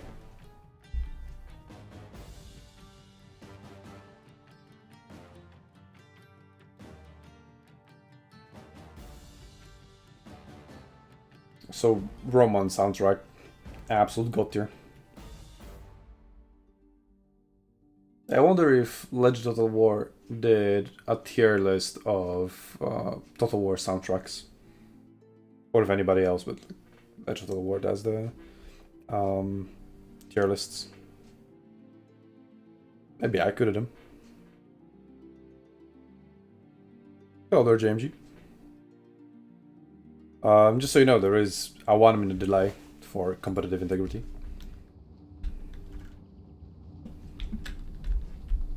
Alright. Oh, night battle. Okay. So 3 Vargheists, 3 Crypt Horrors, 5 Zombies, and then Direwolves and Blood Knights. Alongside Manfred on a Dragon. Let's see spells. Quite a lot of them. Pestilent Breath is not a spell. Fate of Buna. Raise Dead, Invocation of Nahek, and Vahel's Dance Macabre. Not a fan of this spell. And that's it. Oh, what the hell? Already down to half HP? 2 Waystalkers. Okay. So they must have used out of Kurono. Whatever that. Yeah. Wait, I don't have that. Yeah. Just regular shots. And they're still shooting. How much range do they have? 190. Then Glade Riders also harassing the Crypt Horrors, who have stopped for some reason. Cavalry pushing on through a flank, but not over on this terrain, but just through here, through the choke point. Possibly running into Eternal Guard. Crypt Horrors now rushing forward ahead of Zombies, who have stopped. Yeah, Way Watchers. So yeah, obviously the Wood Elves are going to look to kite.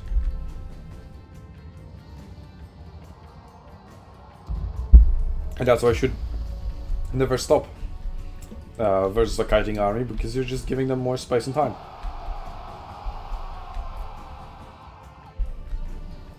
There we go, the zombie unit is finally catching up. Let's see if the Wood Elves will disperse into the woods, or are they just going to continue down here until they meet the red line? And what they're going to do at that point. Or it looks like maybe they're finally looking to make a stand here. Earthblood. Kinda early.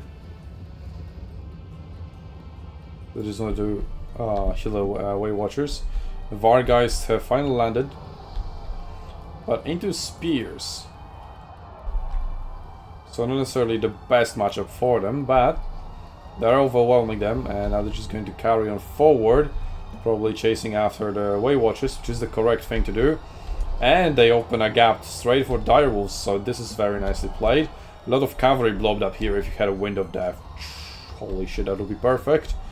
There's also a long wind-up time. But I'd like to see at least one AoE spell. There is the Pestilent Breath from the Zombie Dragon, which has just been used somewhere here. It's dark, the breath itself is dark as well. So it's kind of difficult to see. Zombies have now swarmed the front lines. Together with Crypt Horrors. So Crypt Horrors are only the only damage the zombies are not. They're just getting in the way, to be honest, and just meat shields.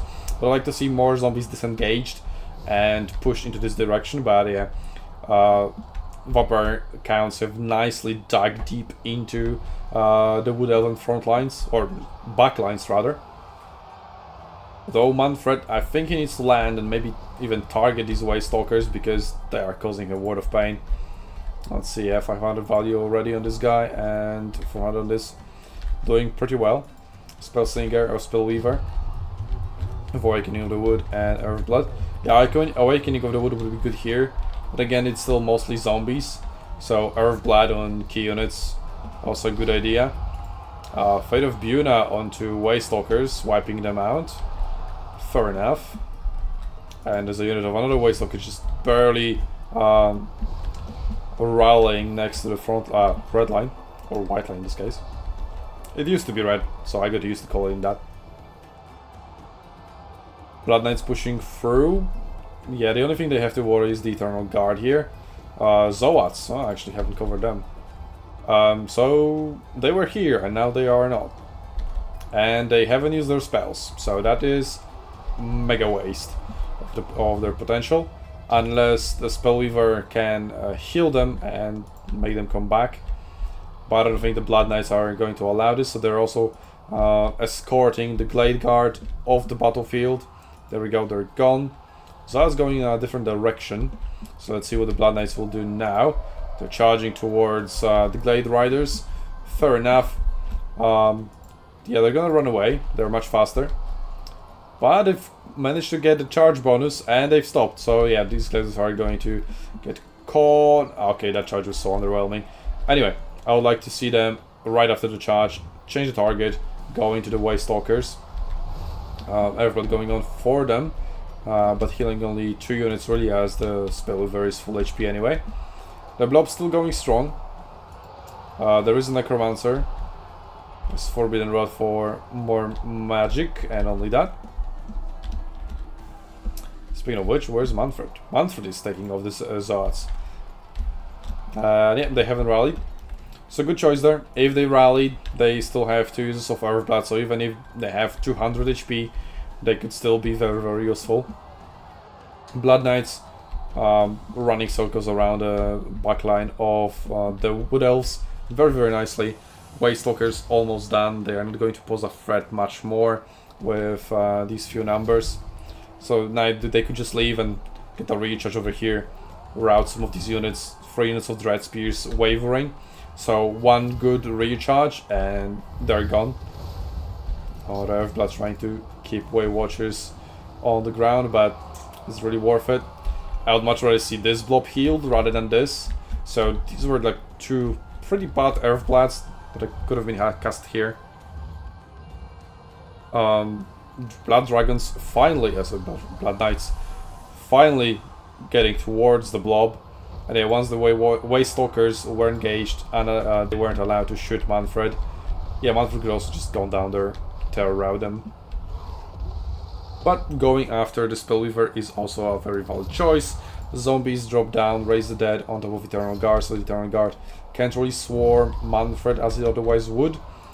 Blood Knights could also be... she is large, huh? Oh, because she is on top of a unicorn. Or on a different horse. Okay, it's a horse, I guess. Yeah, so Blood Knights on top of the Spellweaver will be really nice, as they are anti-large. And help Manfred lock her down. Looks like she's just willfully engaging Manfred on her own. So only pretty single entities remaining for the Wood Elves on the battlefield. And this time around I have the magic button of quadruple speed. And there we go, okay. The army loss is triggered way faster than I would think. Or maybe the Wood Elves player just gave up because, yeah, there was no way of winning that from that position. So I would expect the Wood Elf player to kite for longer rather than stopping so early. Okay, so we've got some updates. Top 4 is Gojira, Zegzi, Boina Roya, and JMG. Our refrain for participating in the finals, a host winning a tournament with a reward would be cringe. Okay, where's the bracket? I'm a whip up bracket. I'll use a random number generator when assigning who plays who, just so there is no doubt that I'm not aiding anyone. I mean, to be honest, it should be seeded just based on the bracket results. So JMG should be seed 1, and Boyan Roya should be seed 4, so they should face each other, and then Zegzi plays roast. Fast. But whatever. That also works. It is a gimmick tournament after all, so might as well have some random fun with it.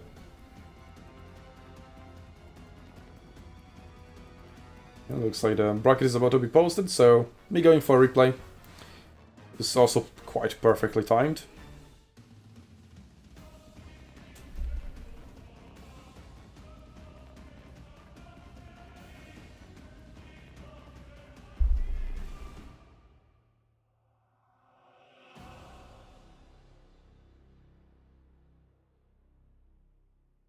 There we go. Gojira versus Boina Roya, JMG versus Zegzi.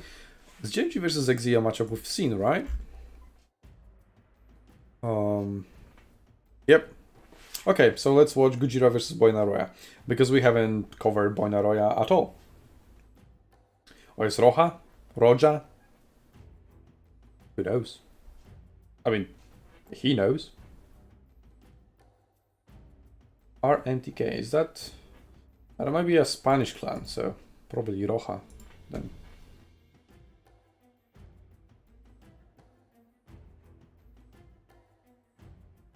Good question. What maps? Anyway, I'll be casting Gojira versus Roya. So I've said JMG versus Zegzi could be a preview of the final. It was a preview of the semi-final, so there's that. Could have been the final if they were drafted differently. But I wouldn't say it's so, like, they aren't that much better than anybody else in the tournaments, especially since I haven't seen Boina Roja, that it would be a slam down, like definitely they would get to the finals. Oh, both semi-finals? Oh, okay, fine.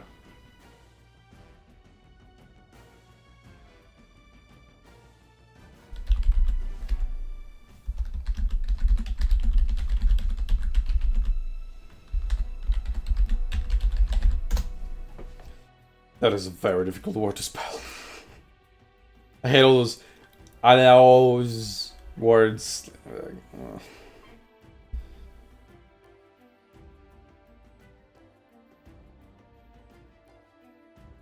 Okay, well, so I'm casting Gojira Boina Roja anyway. And then JMG versus XZ later. Let's see.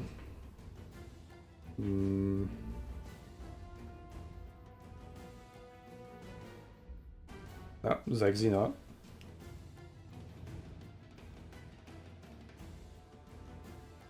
Oh, I don't see Gojira in here.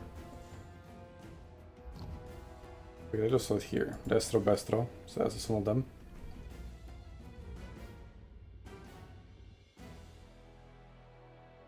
Map for your game is Outdoor Outskirts.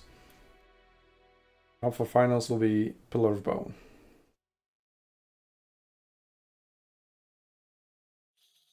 I had to make this joke. There we go. It was Shiro Day yesterday, okay? Had to be made. Alright. Wait. Oh yeah, I thought it was Zegzi who posted that for a second. Okay, Gojira. Oh, where is this? That's Zegzi. Let's just refresh the list. But no other games with spectator slots.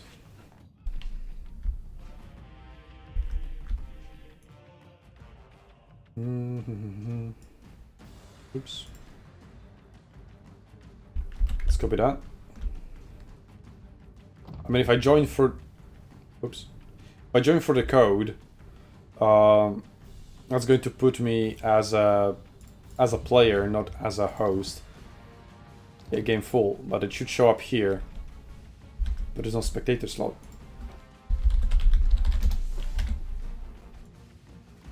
So it doesn't show up here.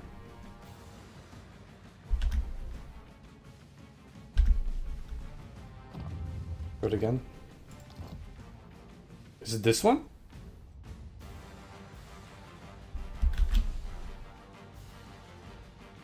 Okay, let me switch here. Now, this is what I see.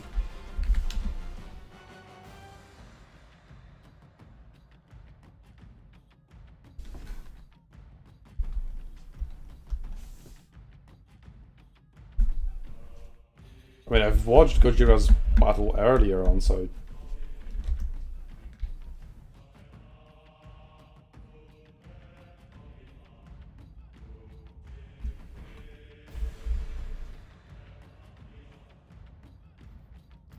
What is this one? Should be just Zexy waiting for his opponent, right?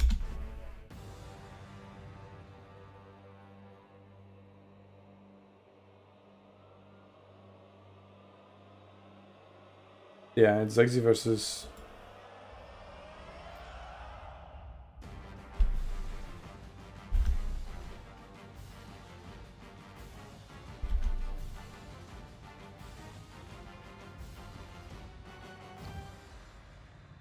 There's only one match on Altdorf outskirts at the moment, so I don't see the other. I see this bagged one. Post game's version differ from yours. I don't know if this one or what. But this is what shows up after I input this code.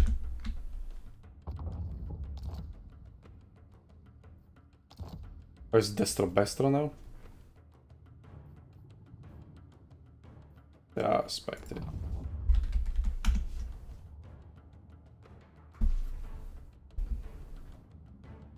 Definitely not a confusing way to name your game after you have Wing Destro. Yeah, Wing Destro. Yeah. Probably just didn't change it from the first round or something. No, that wasn't his opponent. It was his previous opponent.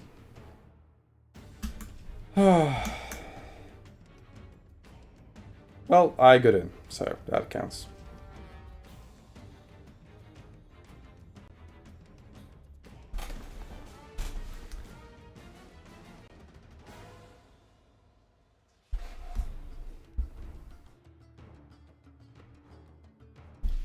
So we actually haven't seen Boinaroja's army, so while it's still getting ready, let me try finding it.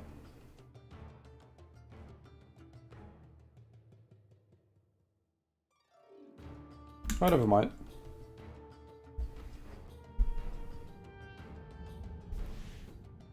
Similar to the previous Britannian army, but slightly different. We've got Royal Hippogriff Knights, 2 Pegasus Knights, a Paladin, I wonder on what mount, Enchantress, so that's standard, she's the best lord. Other Luen plus regular, what's she's called, Damsel, is also fine. And then infantry spam, peasant mobs, archers, and was it foot squires?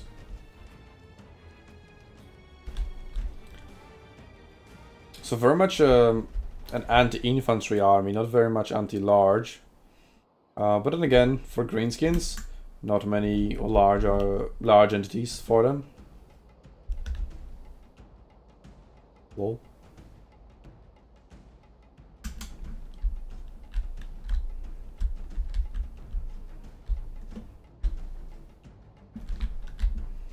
Yeah, I know. Professional tournament caster should be talking about the builds and expected matchups instead looks at a random piece of in a background, whatever. So, greenskins, where is his build?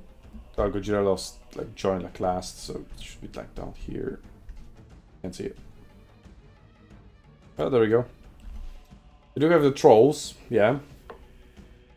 Osquigs are actually counted as large. Huh. So that won't do the Bretonnians any favors. Although, well, the Pegasus Knights and the Royal Hippogriff Knights are anti-large. And Boinaroja is taking a sweet while to load in. There we go.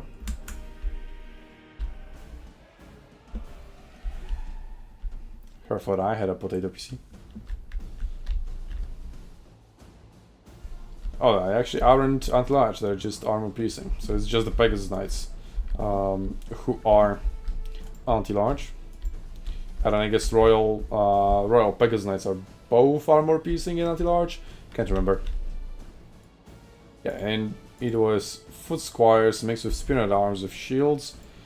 So they are anti-large. So there is that. So they should do alright versus squeak herds. And if squeak herds get absorbed onto the peasant mob, that should be fine. Then, yeah, spread the spears very nicely, so they could deal with wherever the squeak herds come in. Because, yeah, they're going to be one of the major damage dealers to the Bretonnian army. So they should be taken care of properly. Then have the archers focus on trolls, kill them off, while trying to protect them from the incoming charges, which might be difficult. There is no ground-based cavalry for Bretonnia, and there are 4 units of Orc-Boar Boy Biggins. As I said, I hate that name. Plus, quite a lot more horse archers. Actually, no, these guys are just poison spreaders, so very nicely. And then 2 horse archers, both regiments of Renault. But also fast, once they get out of ammunition, they can also just act as regular cavalry. And so like peasant bowmen will do well against them.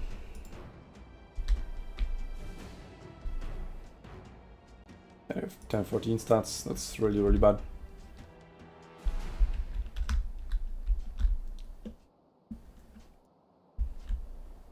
Pegasus Knights have 105 speed. They'll be able to choose their engagements, but if the archers are threatened, there's no choice, you just have to go in. Pegasus Knights versus Orc-Boar Beacons. Pegasus Knights are more expensive, but I just see that matchup going quite equally. Especially since Pegasus Knights don't have armor piercing, and these have 85 armor. And they do have armor piercing to pierce through the 80 armor of Pegasus Knights. 22-26 versus 36-32, so Pegasus Knights are better in that regard. But also 24 of them, rather than 60. And looks like they are getting ready. There we go.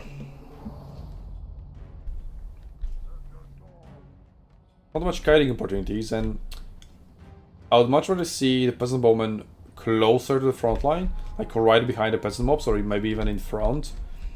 And then, you know, start shooting. And as you start shooting, you stop, because otherwise you can shoot. And that's when peasant mobs overtake, and that just gives you more time to shoot the enemy. But then again, what do I know? I'm a noob. And Paladin is also on a Pegasus. Okay. Let's see the spells. The Earthblood and Regrowth. And Chalice of Potions. Nice. A Man of Culture. But a true Man of Culture would bring Duelist Below. Okay, Squeak Herds being laid on top of Goblins. Not syncing up perfectly, so I mean it doesn't really matter, they're going to peasant mobs anyway.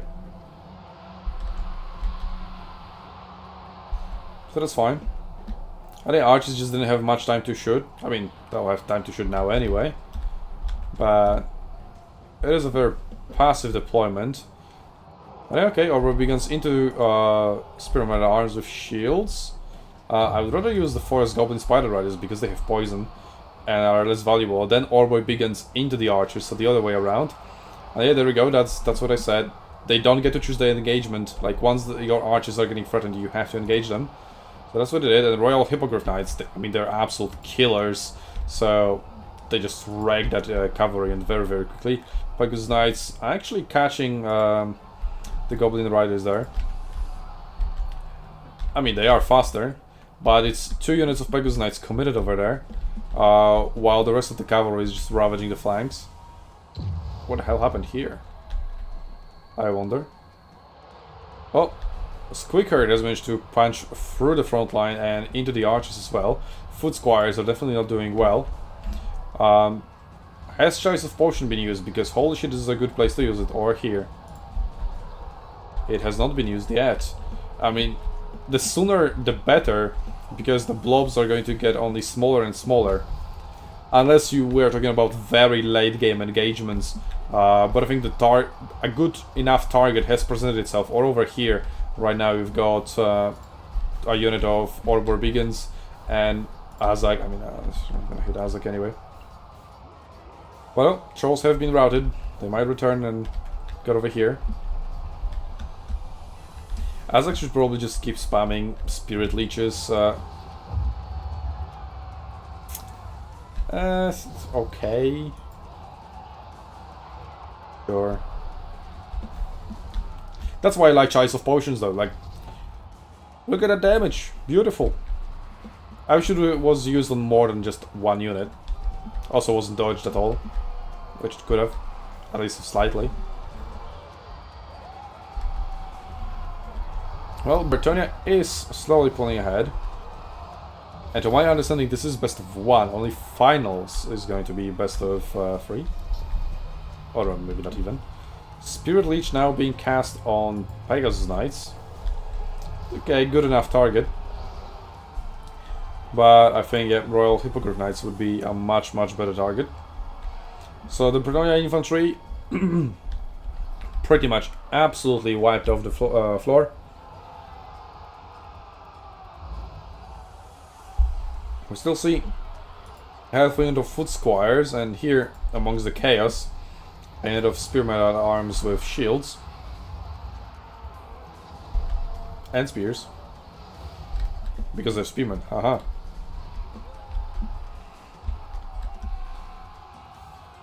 Okay, Pegasus Knights chasing off some rodded units. They could land here into the Rusty Arrows. Stop, yep, okay. They're what are they doing? They're doing something. Now they're landing into them. No, they haven't been shot, so that's fine. Goblins vs Peasant Mob, legendary matchup. And a Hippogriff Knights here now with Enchantress. Keeping them healthy with Earthblood, pretty much full HP. And if they get on top of Azak, which they just did now, Azak is going down extremely quickly. I need to maneuver my mouse just to hover over the unit I want. Yep, you can see their values skyrocketing with every single hit they land on top of Azak. So, why just now, but still good enough. Bretonnia is winning after all. Quite convincingly.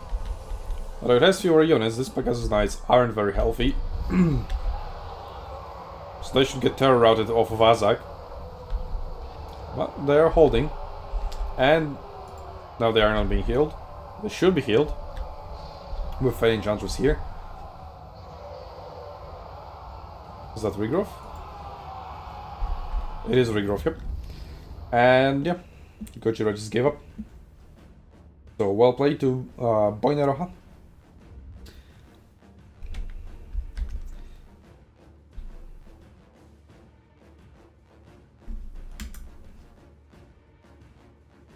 Let me actually see something. Oh, fuck his build. Okay.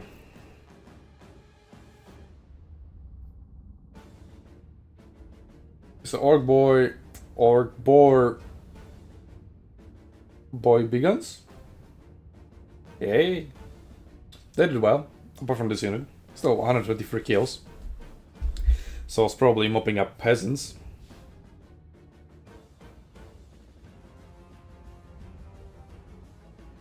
I have to excuse me for the pauses, but my throat is just kinda dying. Squeak herds did almost alright.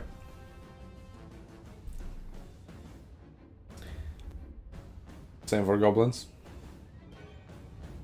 Ooh, oh, wow, 2 units of peasant mobs over 100 value. I wonder how the hell did that happen? Archers weren't really allowed to shine, so I would say underwhelming performance for them. Foot Squire is absolutely abysmal, but yeah, the true carries are here.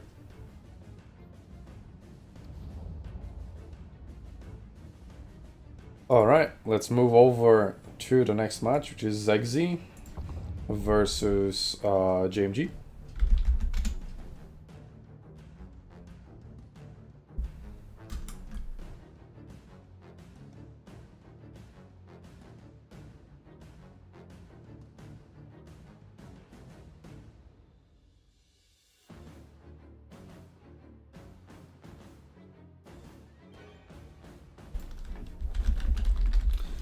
Let me notify them that I have joined if they haven't seen.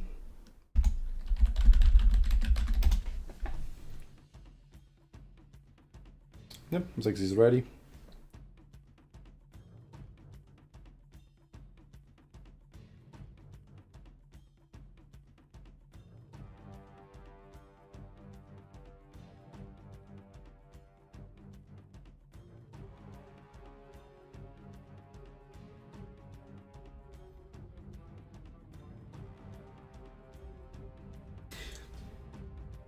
So, this is a matchup we've seen before. The only difference is going to be the map, because the armies have to stay the same, as per the rules of the tournament.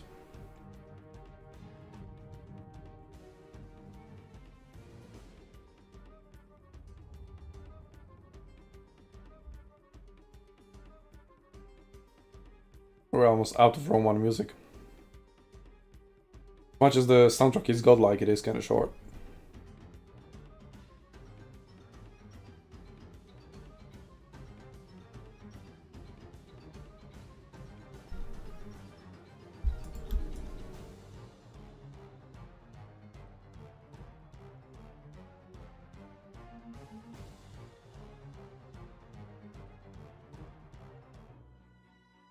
There we go. Very classy Napoleon soundtrack.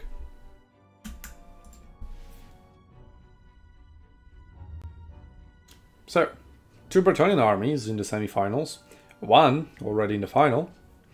So let's see if we'll see a Bretonnia versus Bretonnia final, or is it going to be Kislev who emerges victorious? Last time, obviously, it was Kislev. I mean, not obviously, but as we remember. So we'll see if... What was it? Zegzi has learned his lessons and will command his Bretonnia to victory, or will JMG triumph again?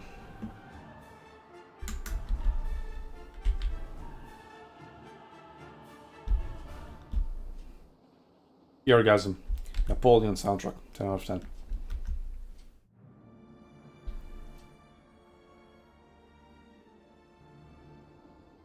Finals are also best of 1. No point having 3 games with the same armies. Oh yeah, true. Kind of forgot that gimmick when I said that. Yeah. But you could have 3 different maps.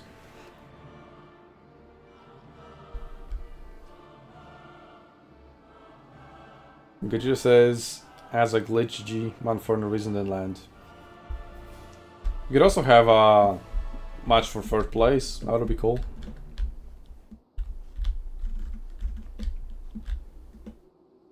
But anyway, let's see the deployment. Kosovo dervishes again over here, not being placed behind enemy lines. I don't... Yeah, it looks like they just can't be placed there. Oh no, wait, because I'm looking from the perspective of Bretonnias. So it is a possibility to put some units all the way down there. There's some forest on this side, and I don't know if you could hide here. But anyway, that wasn't attempted. So Kosovo dervishes just on the flanks. One of them is being hit in the forest.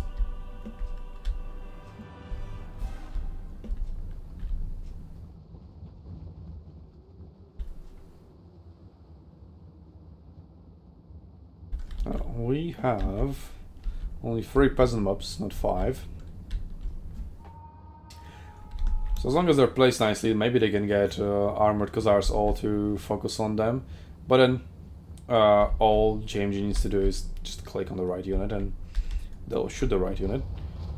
Unlike Ostankia, because there's not a war arena where you could order your horse archer or just mobile shooting unit where you wanted to go, while also selecting the target you wanted to shoot.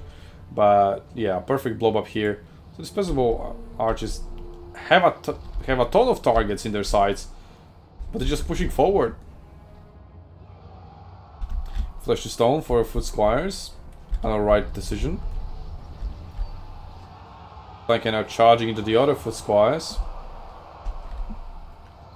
and we got knights around. Not Greylands, just hanging around here, just kind of asking for Stanka to shoot them. which she didn't this time around. Yeah, so Greyland's being preserved from Ostankes. Oh, this is bad for Britannia, really bad for Britannia. Like, why were these archers here? And Bear Riders now into the Grail Knights, winning the charge against them. Knights around, now just, yeah, Pike Trap again. 2 OP. But, done, Uno reverse card, or, I don't know, second Meteor or something. Knights around from the other side, getting slipped past the Kosovo Dervishes, who just... Really?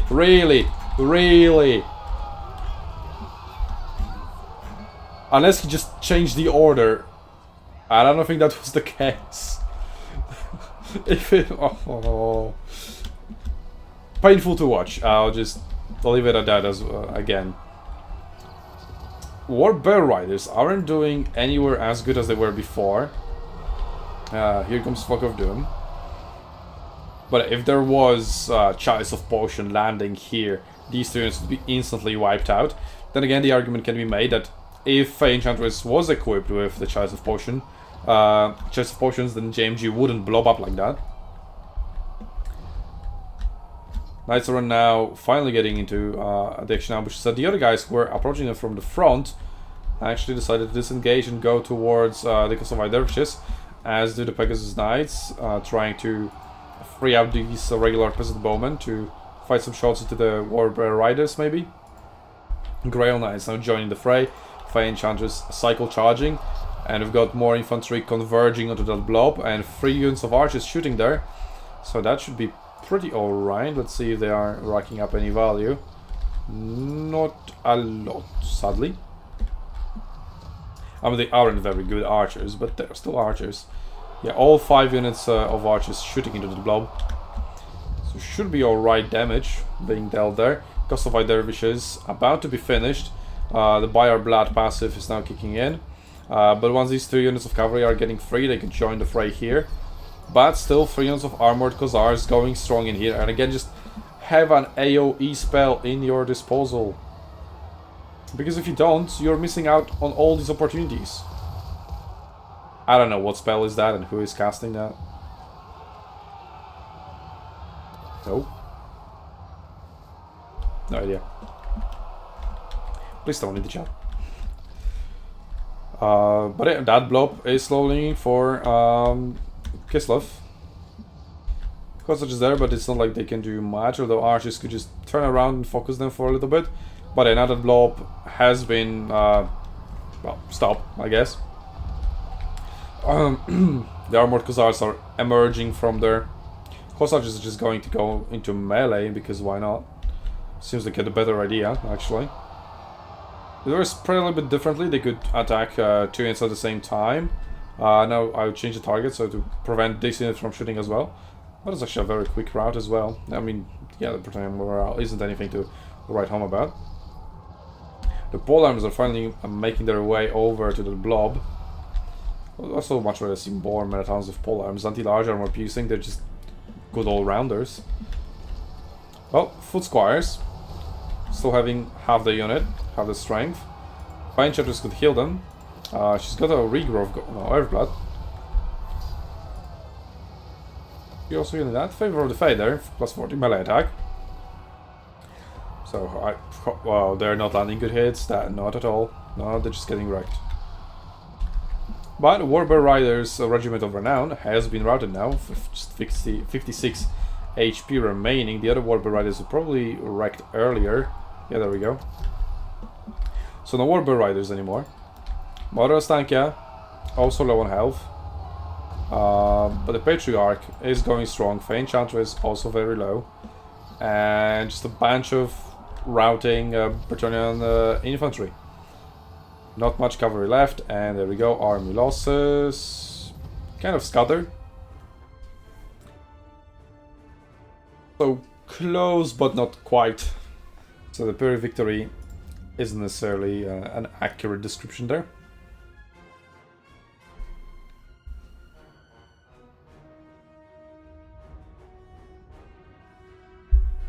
But good fight. At least we won't see Britannia versus Britannia in the finals. But that could be interesting. And now we're going to see another Kislev versus Britannia matchup.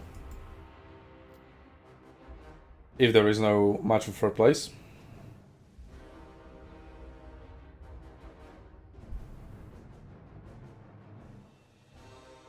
Alrighty.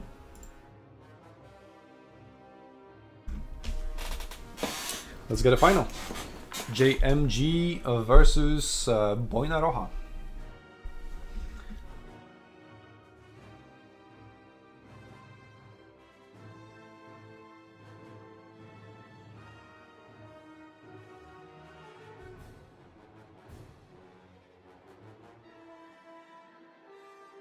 They're already talking about the next tournament.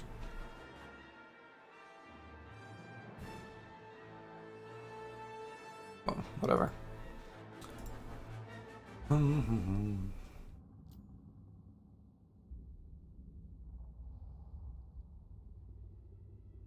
Where's the lobby? Maybe it's this one? I mean, it shouldn't be the Zagzis who's lost. JMG's still here. Hello?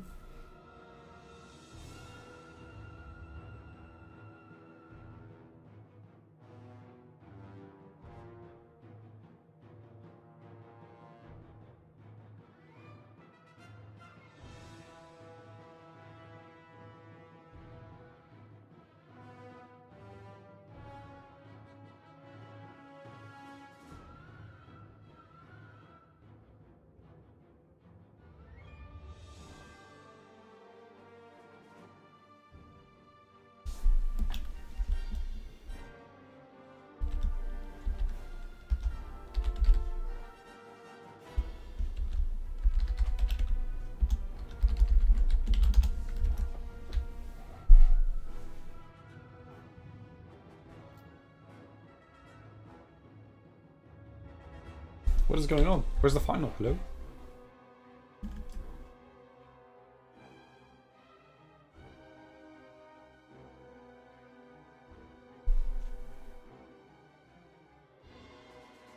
Whichever one of you wins stays in the lobby, we'll join you for the final. Okay, but Zagzi isn't leaving.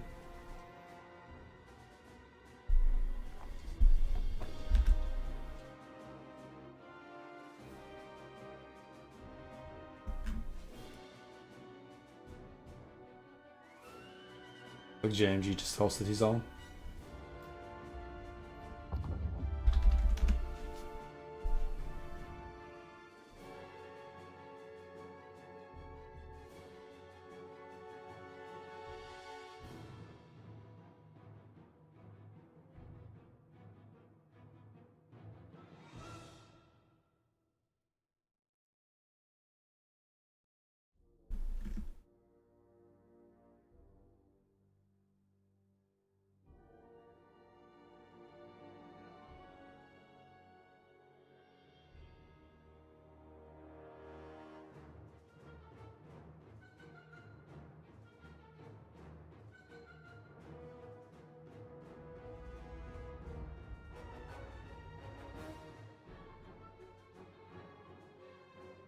I don't know how to wake up. Though I see they're both in the same voice channel on their Discord.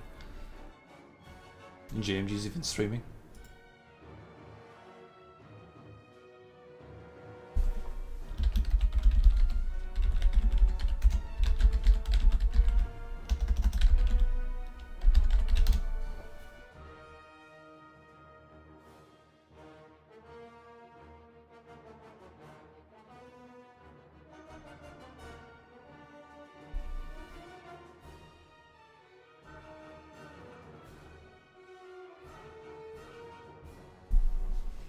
Everybody, I joined the wrong lobby. I don't know, because of a break or something. I mean, they are in the same voice channel, so shouldn't get lost like that.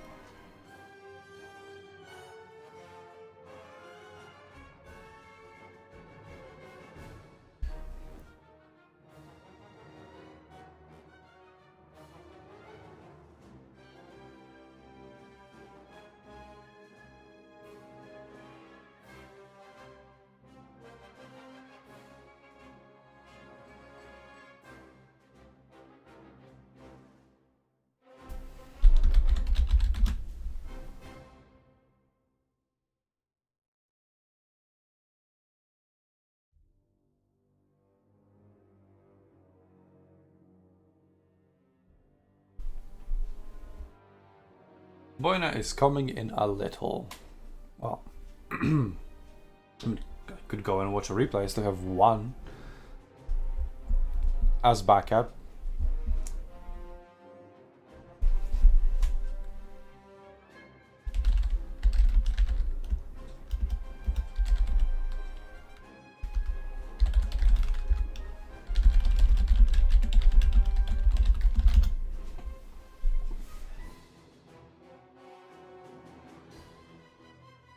They're making me wait and his opponent wait, so might as well just go into a replay, and if they have to wait, they have to wait.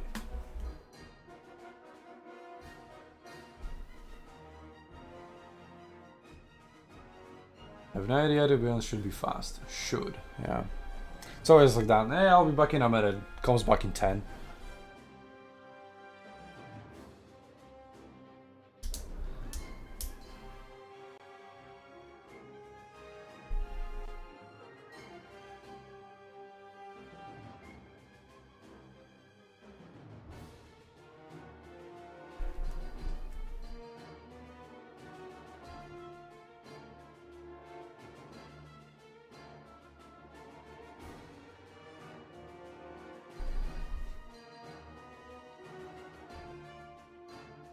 So, how are you enjoying Napoleon's soundtrack?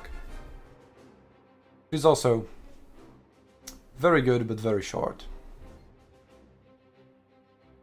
And I have Rome 2, which is very shit and very long.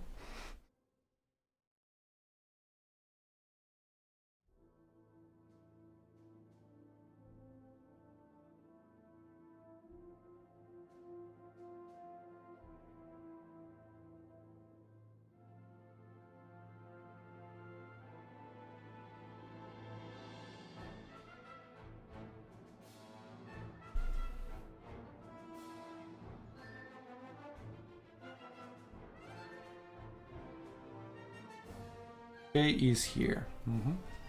He is.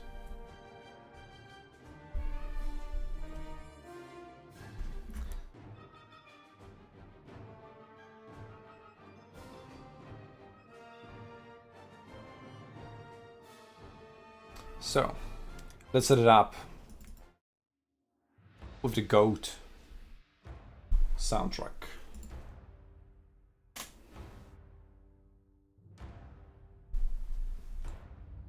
Alright, so no ground cavalry for this Britannia.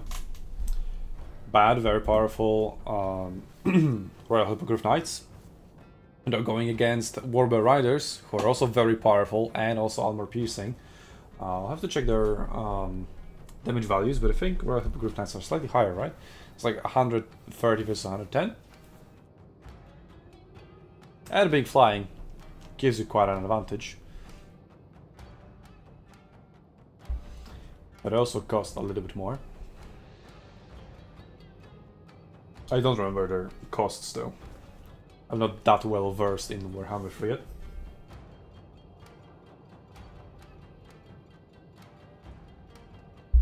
Also when casting, I don't see costs of the units, so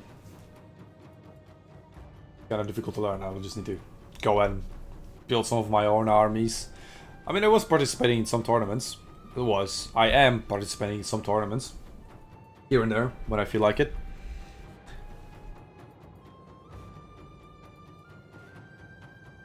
Participated in 2 tournaments hosted by Serica. One with him as my partner, the other with Arknan. And we faced Serica. Or Nerexa. Like, it has 2 names. It's getting confusing. Pick one, stick to one, you know? Calling him out like that.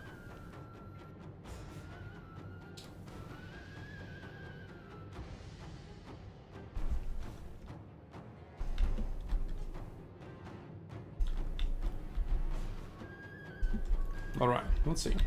135 actually. And 12 entities. Versus 16 entities on the Warbear Riders. Tier 4, so they're a little bit cheaper. I guess have magical attacks. It's not like they have any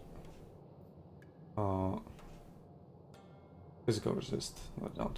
Well, they probably could have, right? Oh no, it's yeah, they changed it. It's just damage resistance rather than physical resistance now. Or was it magical resistance? Yeah, they used to have either physical or magical, and now it was changed to to just damage resistance. Okay, so no trees to hide in, but Kosovo Dervish is deployed behind the backs of the Bretonnium.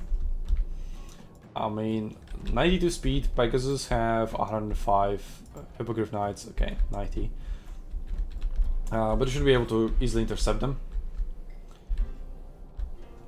Possible what's going to happen, like, if Britannia spots it immediately, just withdraw the entire army, although you'll be under fire from a stank, yeah. 120 range on her, so that's not that bad. But yeah, withdraw. Clear these two Kosovo Dervishes for free with your superior, faster units. I mean, Pegasus Knights land into them and they just should obliterate them instantly. Just look at the difference in stats, right?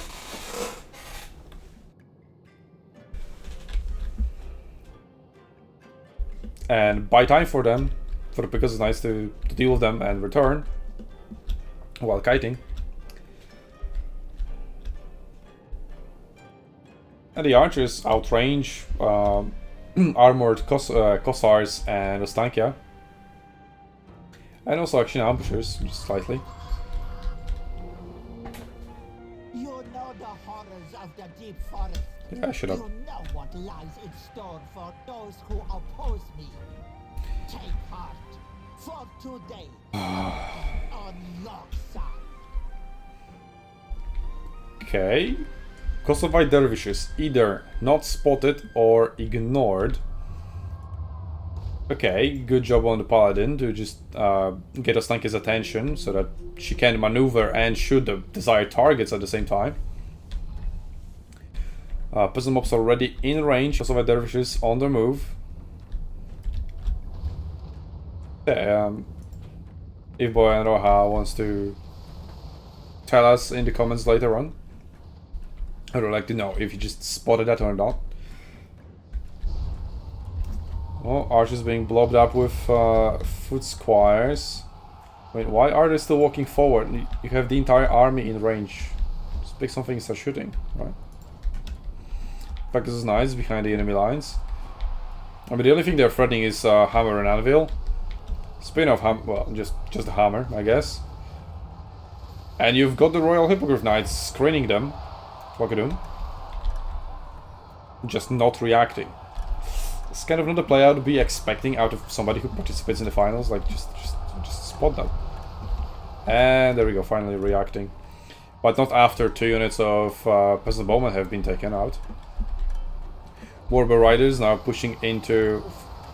Yeah, okay, so Peasant mobs have engaged, routed, and foot squires are still just...